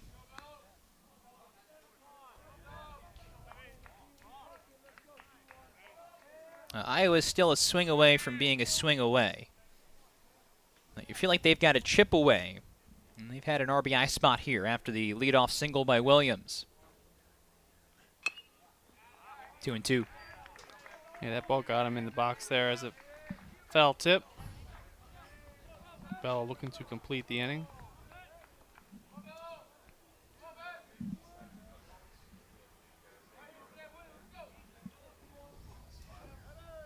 Three and 2/3 of relief for Bello. Up to a season high as far as pitches now, over 55. 2-2. And this is bounced up the middle. DiGiorgio gloves it and does a great job keeping it on the infield. Fallard has a single. Rutgers will concede that, but DiGiorgio's dive keeps Williams at third and prevents the runs from scoring, at least for the moment. Now betting. Yeah, no doubt. Fallard has been able to find another hole here, but DiGiorgio showing great range. Knocks it down, keeps the ball close as Monahan's going to go out for a pitching coach visit. Williams has to hold at third as McCleary coming to the plate. But, yeah, great play by DiGiorgio to save. He can bring the deficit back within one swing. As Bello misses high for ball one. Yeah, McCleary came off the bench. This has been a spot in the order where Rutgers has been able to got struck out Tallman twice and then struck out McCleary in the catcher spot of the order.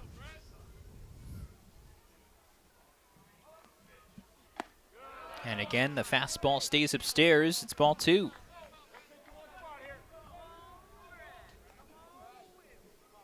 Can't quite see the Rutgers bullpen, but I imagine somebody's up behind him.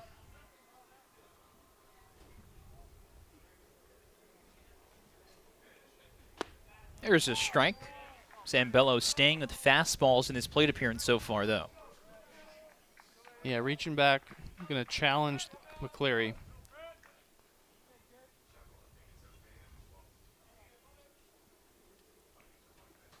McCleary, a veteran, a super senior.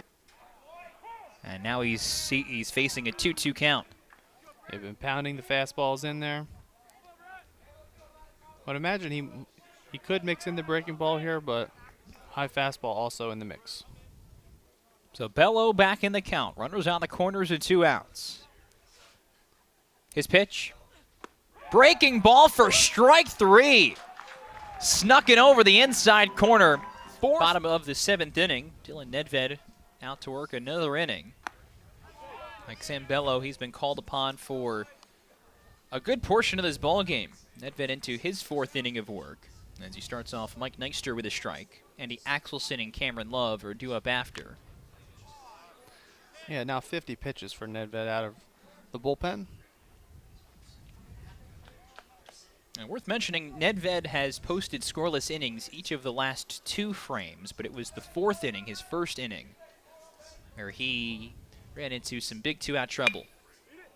Well, two-strike swing there from Neister as he rolls it to second. And he's the first guy retired in the 7th inning.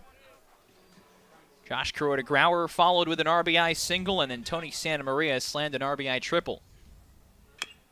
As Axelson taps it up the line, it's a fair ball, and Sure shows off the arm once again. 2 quick groundouts here for Nedved.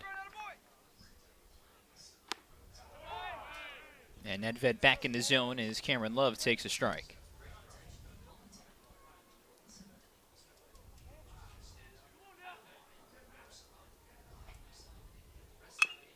Jammed him. Slow roller. Sure. Bare hand. Over to first. Not in time.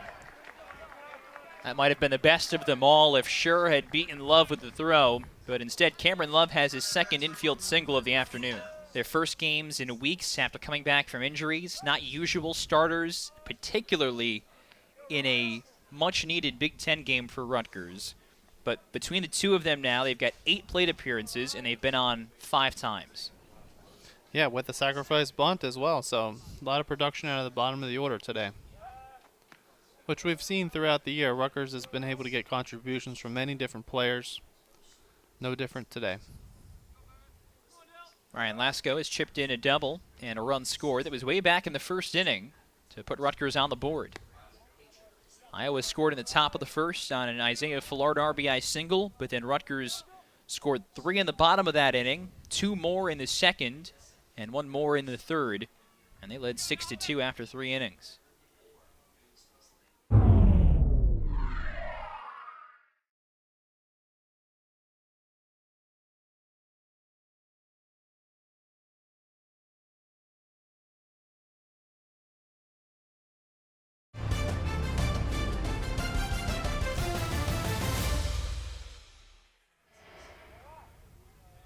The pitch. It's taken for a strike. Be curious to see maybe if Love's in motion here with 2 outs.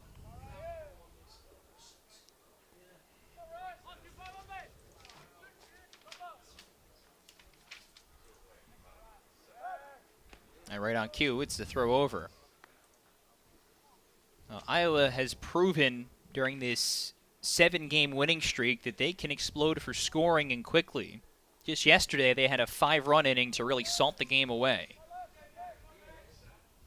And the runner's going, as Lasko rolls it right back through the middle. Nedved drops it, but Lasko not really sprinting it out of the box. That'll end the inning. So just the 2-out single for Cameron Love as we go on to the 8th. It'll take a big comeback for the Hawkeyes. See if they can start it in the top of the 8th. And it's the bottom third of the Hawkeye order due up. Sam Peterson starting it out, with Brendan Scher and Braden Frazier to follow. Sam Bello, 4 scoreless, 4 hits, a walk, 4 Ks. Allowed 1 inherited runner to score. It's credited to Justin Sinibaldi. But considering Rutgers got 9 outs from its starter today, Sam Bello provided some huge innings. Yeah, no doubt. This is his longest appearance since opening day with the 4 innings. He hadn't gone 3. He went 3.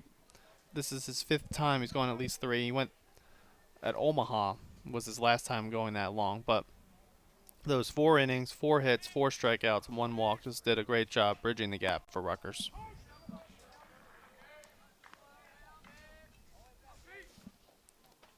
Now Bello in line for the win because he pitched into the 5th, through the 5th. And 3-1 as Peterson lifts this out to left. Love comes in, makes the catch, and there's 1 away. Yeah, Love's had no problem out there with a couple balls that he's gotten. Makes the catch, making his first career start in the outfield. Made a play back in the 1st inning, and then Iowa hasn't challenged him since, really. You never know in the outfield how much action you're going to get. Now Scher, and that's under his hands for strike 1. That's been contributions from everybody today. Up and down the order, key hits. Bello out of the pen. And now as Garrett French goes ahead, 0-2, he's looking for a bounce back. French was tagged with the loss his last time out. That was the midweek game against Princeton. Gave up 2 runs in an inning of work. And I think back to his last Big Ten outing. It came in the Indiana series where Rutgers swept the Hoosiers despite trailing in the 8th inning of every game. French was brilliant. 3 scoreless innings, 3 base runners allowed. And that was nearly strike 3. Yeah, he's got a nasty slider, and his talked about earlier, his changeup's been much improved since he's come back this year. As we see this one here, really late moving action. A good take by Scher. And he fouls it off the other way. He's mentioned his fastball is maybe a few miles per hour lower than before his surgery, but he has much more command of it, much more movement. It's been a nice addition for Rutgers. You really didn't know what you're going to get from him this year, but he's done a great job. Here comes the 2-2. And it's checked foul. Yeah, great story from Jerry Carino recently on French, I'm sure as you've seen. Yeah. Garrett French has battled through a whole bunch of pain and struggle to get to this point. 2 seasons he missed because of arm injuries. Had 3 surgeries.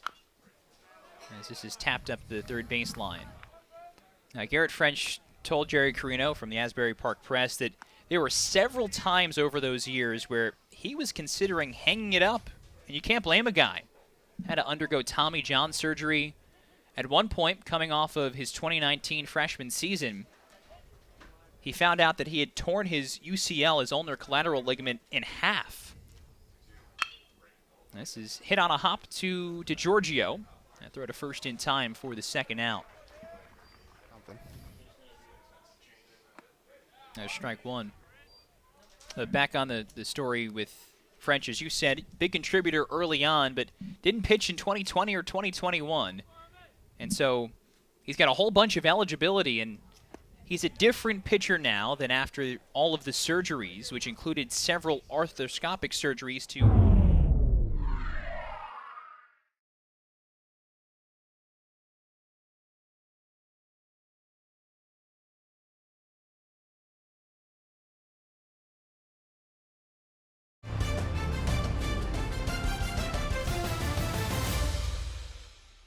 try to fix resulting problems after the initial Tommy John surgery. After all that, he's back, which is admirable. And better than ever, you could say, too. Redshirt sophomore, despite being in his 4th season of college ball. Pitched a ton as a freshman, but had an ERA that was above 8. And you may have seen his numbers when he came into the ball game. This year he's got a 3.75 ERA and has gotten big outs in Big Ten wins. Somebody who is very easy to root for with all he's gone through. As Frazier spoils that, it'll stay 1-2. Yeah, he's been in some high-pressure situations throughout the year and has got the job done. Of course, Coach Monahan and Coach Owens looking for guys they can trust in big spots as the season goes on. French looking for the put away. And that time the fastball. Zipped some miles per hour onto that. Missed it outside, though.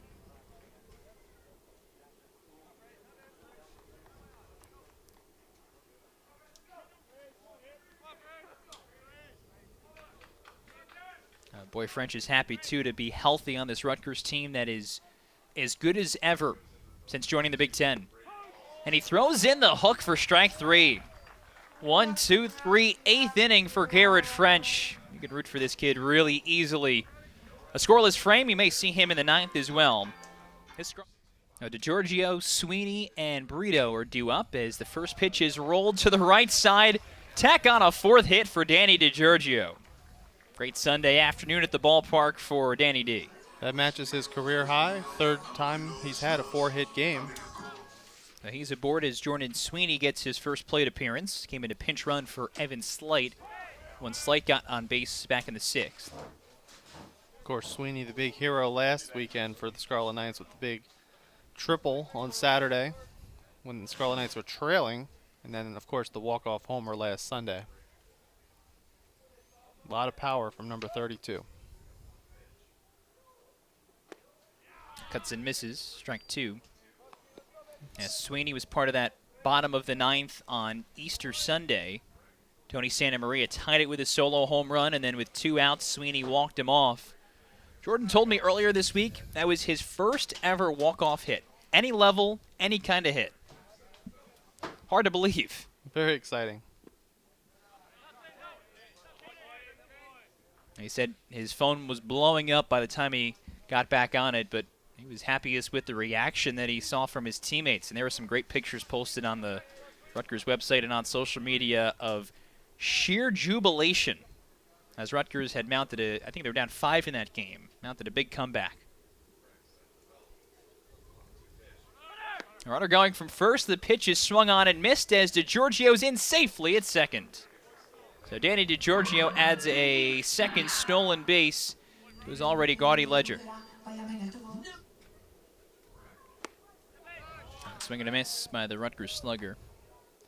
I just want to reemphasize something you just mentioned. Cade Moss is the new catcher.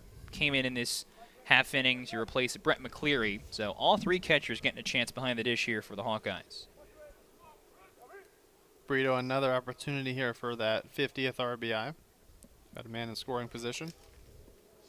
And that goes to the backstop as Brody Brecht spikes it in front of the plate. So now he can pick up that RBI without a hit. Iowa looks like they're going to bring their infield in.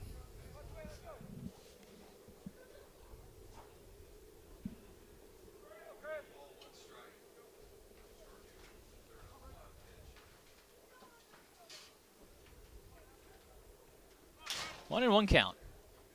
The pitch. And it's slurved low. 2-1. Yeah, that was a sharp breaker. Good read. Good eye by Brito. That's not a pitcher going to be able to do anything with. Going to get the runner in from third. Less than 2 outs. Scarlet Knights 3 for 3 in such opportunities today. And Brito did go around on appeal. Wow. Timothy Carey, the first base umpire, got a chance to chime in, and he says strike 2.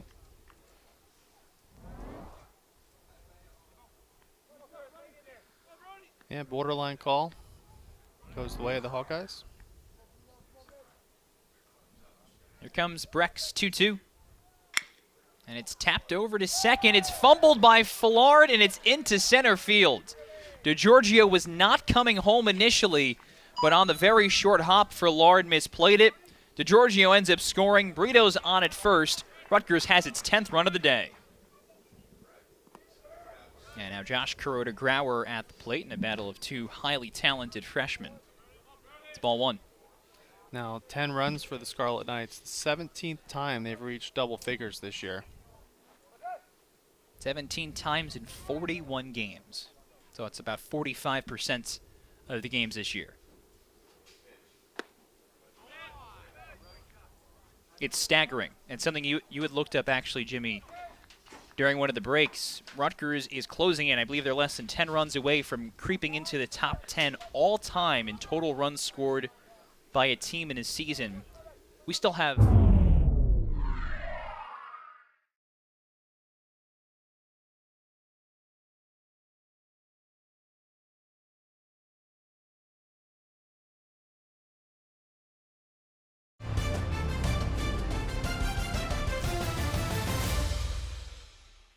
three or 4 weeks of the regular season left to play still. Yeah, that's 374 runs on the season for Rutgers. The 2005 team put up 383, so you would imagine next week they'll move into the top 10 as far as runs scored in the season. The school record of 483, I'm going to have to get really hot for that, about 110 away or so. That was the 99 team. 1-2 to Kuroda-Grauer. Curls outside. That 1999 team, some of the other ones that are at the top of Rutgers history, the 2000 team that won 42 games, the 07 team that matched that win total. The one thing they have in common, they all finished their season in the NCAA tournament, and that's where this Rutgers team is looking to get. As that one spikes off of Moss and goes to the backstop. Now, either it caught the plate or Moss guided it up. In any event, Brecht bounces another, and Brito advances to second. As you see, the 15 teams in Rutgers baseball history that have reached the NCAA tournament, it's posted on the fence out and right. Yeah, of course, that 1950 team finished 3rd place in the College World Series. Scarlet Knights looking to put a new number up there for this year. Now count runs full against Kuroda-Grauer. And he taps it foul. Yeah, Josh, 3 homers on the season. The Scarlet Knights haven't homered today, but 53 homers on the season. That's currently 4th most in program history. 71 is the school record. No home runs on the weekend, actually, for Rutgers, which is a credit to Iowa's pitching. Not an easy team to keep inside the ballpark. As Kuroda-Grauer golfs it foul.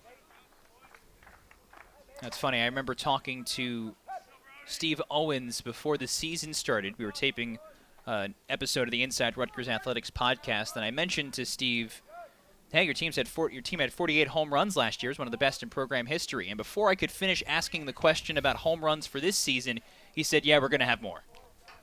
And he's right. Sure enough, he was right.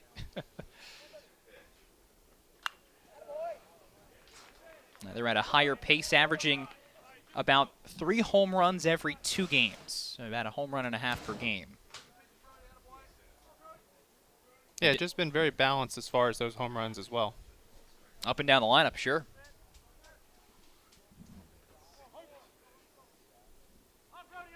Be another 3-2 to Kuroda Grauer. A run in here in the 8th inning as Rutgers is tacked on. And this is lifted out to right. Oh, Fleur cutting towards the fence, towards the pole, and it's a foul ball. Very Slicing close. with the breeze. Very close to home run number 54 for Rutgers. Just foul. Kuroda Grauer, power the other way. Oh, first base umpire Carey looking down there. Goes into the woods. Had the distance, as you can see it over here by the tire sign. And no protest from the Rutgers coaching staff either. Confident in the call. I'll try the 3-2 once again. Long battle between these two guys, Brecht and Kuroda Grauer. Swing and a miss. And Moss tried the tag, missed on it. Now the throw to first is scooped up by Williams, and that completes the strikeout. And that misses low to Santa Maria. It's ball 1. Santa Maria 11 doubles, 2 triples, 8 homers. Came into today slugging .533.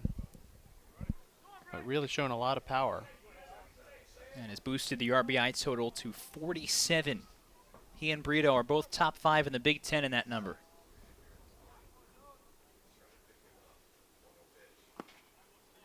There's a fastball from Brecht. You've heard me call him a flamethrower, a hard thrower a couple of times. He's a guy who routinely tops out at 100. Iowa has a great analytical department, a lot of students working in it, and so they keep track of those things, velocity and pitch movement and things like that. And his slider has a ton of break, which comes in at about 88 or 90 miles an hour. Brody Brecht has thrown a fastball faster than 100 miles an hour at least 21 times this year. And I say at least because I don't know how many times he's hit 100 today, but I've got to figure it's at least once or twice. Some flame on that. It's strike 2. Yeah, 6'4", 205. Has a good presence on the mound. He's also a scholarship receiver on the football team for the Hawkeyes, so quite an athlete.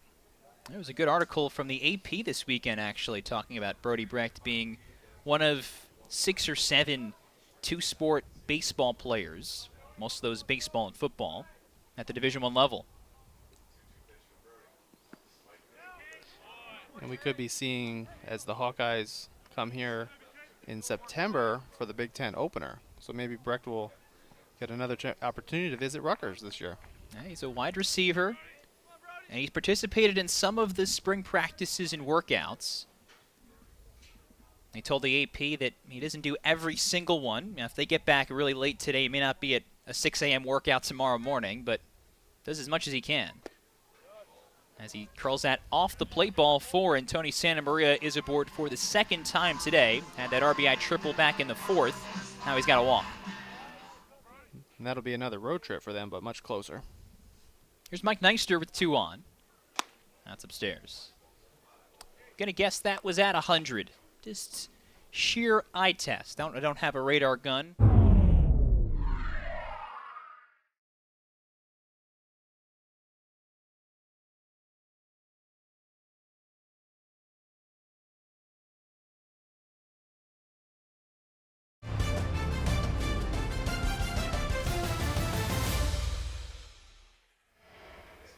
Pitch to Neister. He swings and misses. Strike 1.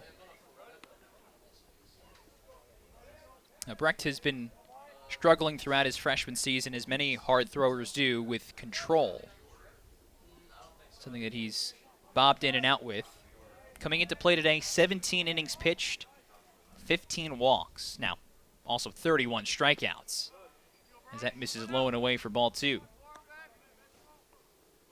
So maybe he will end up with more touchdown catches than appearances by the time his Iowa career is done. Don't know if he'll pick one at some point or do both for all 4 or 5 years, but certainly talented in both. Could be a starter at wide receiver this year for the Hawkeyes.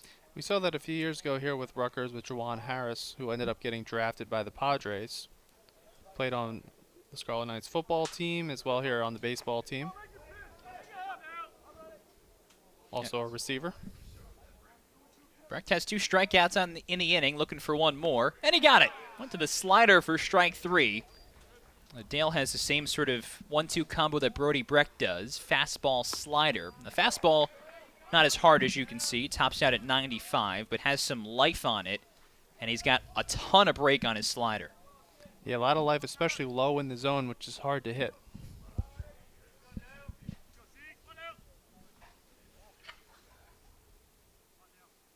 The pitch. And there's a slider, curls low. It's 1-1. Just the 2 earned runs against this year for Dale with that .93 ERA. Someone that Coach Steve Owens has a lot of trust in.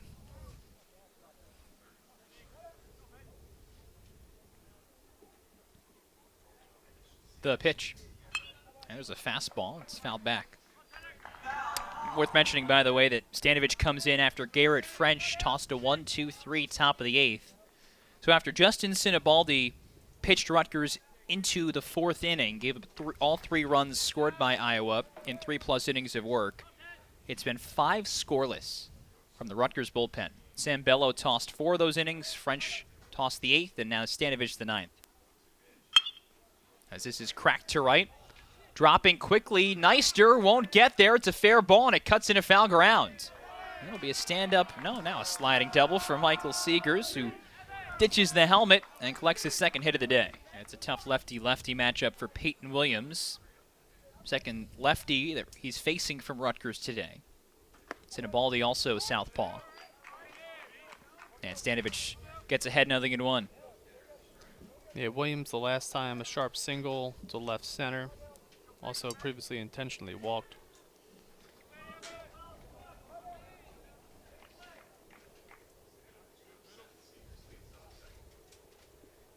Pitch. That's outside. After Rutgers lost the first 2 games of this series, Iowa got great pitching from Adam Mazur Friday, won 4-1. The offense and the pitching combined yesterday for the Hawkeyes to dominate the Scarlet Knights 12-2. Connor Schultz, 8 scoreless, 12 runs. They speak for themselves offensively. Today it's been the Scarlet Knights who have returned that favor. 3 outs away from getting a win, ending this season-long 3-game winning streak and stopping Iowa's season-long 7-game winning streak. Yeah, big Sunday game coming in as we talked about. Big win for Rutgers just to avoid the sweep.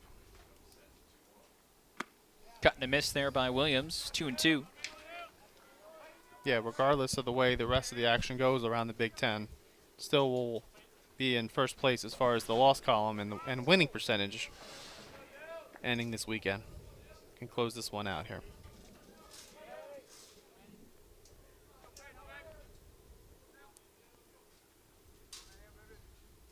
Stanovich set for 2-2. And a slider curls, gets away from Axelson, and Seegers advances to 3rd. That'll be a pass ball against Axelson. Here comes a pitch. Swing and a miss. That's tipped into Axelson's mitt. And Stanovich back in the zone. You know, Jimmy, I think of something with Rutgers 2 outs away here. Last year, Rutgers, despite finishing 2 games below 500, had the unique moniker of being the only Big Ten team in the all-Big Ten slate to beat all other 12 teams in the conference, at least once. It sort of spoke to the idea that Rutgers was able to salvage something from everybody. Did not take a 3-game sweep last year. Have not so far this year either. Right. So that's something that Steve Owens did now his second year in Big Ten play. Just managing to stay consistent. You're going to lose series once in a while. A 1-1 inside outed out to right field, and Anthony has it drop in for a base hit. That's going to score Seegers from third. Iowa gets one here in the top of the ninth. Makes it 10-4 Rutgers. Yeah, credit to Iowa's pitching the first 2 games of this series. Now batting. Right Each fielder, starter went 8 number innings. The Hawkeyes were 42, able to take control. Mulfler. But today, Rutgers has come out after Iowa put that run up in the first. Put up a 3 spot. The bullpen there, that's the first run the bullpen has allowed today. And now a 10-4 ball game. That gives Keaton Anthony his 34th RBI of his freshman season. As Will Mulfler takes that riding fastball for strike one. Also, the second run in Big Ten play that Dale Stanovich has given up. Just the 3rd earned run all year. Oh, pardon me, it's going to be unearned, actually, because of the pass ball that puts Seegers over towards third. At least for the moment, it will be unearned. And in any event, whether it goes down as earned or unearned, a rare occurrence against Stanovich. Iowa's still looking for something here in the top of the ninth.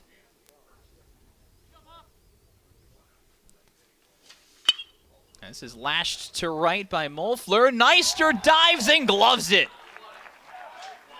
What a play in right field by Mike Neister. Full extension, full catch. Iowa down to its final out. Yeah, Neister can play all over the field, showing off his athleticism. This ball, almost similar to the last one, looping into right field. Diving play by Neister. Gets the second out. Scarlet Knights 1 away.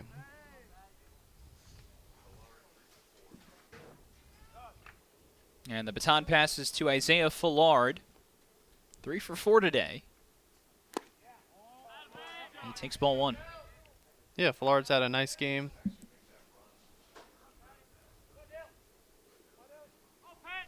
Hawkeyes do have 11 hits on the day.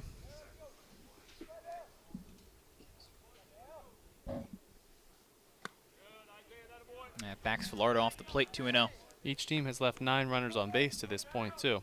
So a lot of traffic out there. And that really the credit for Bello. His appearance, the turning point in this game.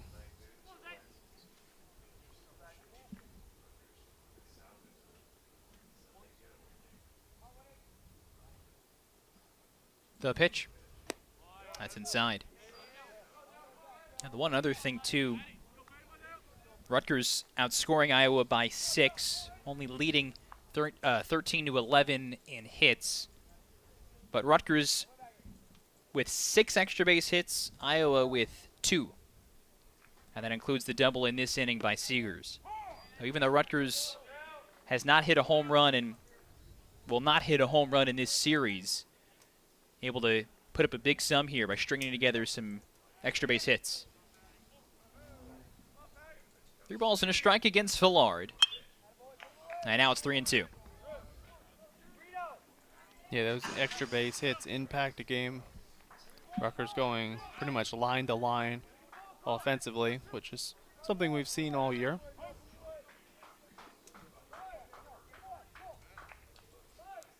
Three balls and 2 strikes against Isaiah Fullard. Dale Stanovich looking for one more strike. And it hit him on the elbow guard. That was a fastball that ran in on Fullard, and it extends the top of the ninth. Now batting, the catcher, number 40. Yeah, tried the inside fastball. He has that elbow shield on. Pitched The right since hit. the Friday game in the Indiana series last weekend. 1-1. Yeah, getting some work. Scarlet Knights coming up this week. Home game, continuing this homestand on Tuesday against Hofstra, but then back on the road. So this is good for Stanovich to get back on the mound.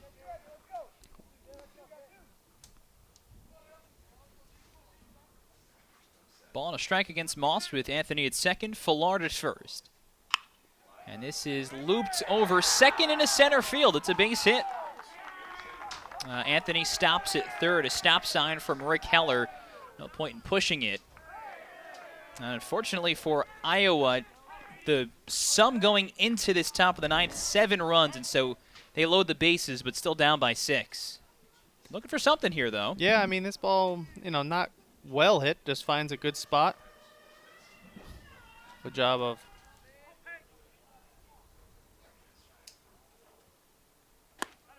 That's ball 1. After the diving catch by Mike Neister in right, 2 more guys have gotten on for Iowa to make things a little bit interesting in the top of the 9th. Yeah, they're not going away quietly.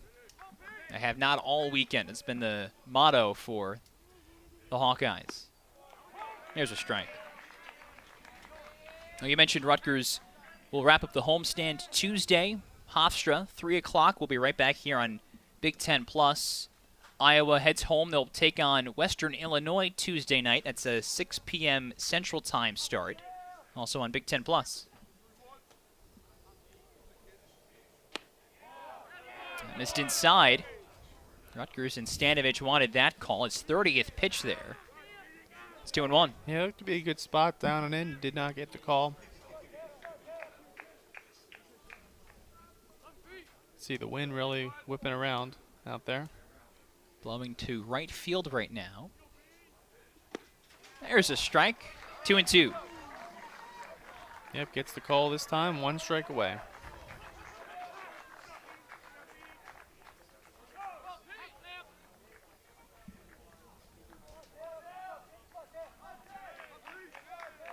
Stanovich trying to button up this Sunday ball game. Here comes the 2-2. Swing and a miss. That'll do it. Dale Stanovich strikes out Sam Peterson in the top of the 9th, and Rutgers comes through with a huge win on Sunday as they get the final game of this 3-game series against Iowa by the final of 10-4.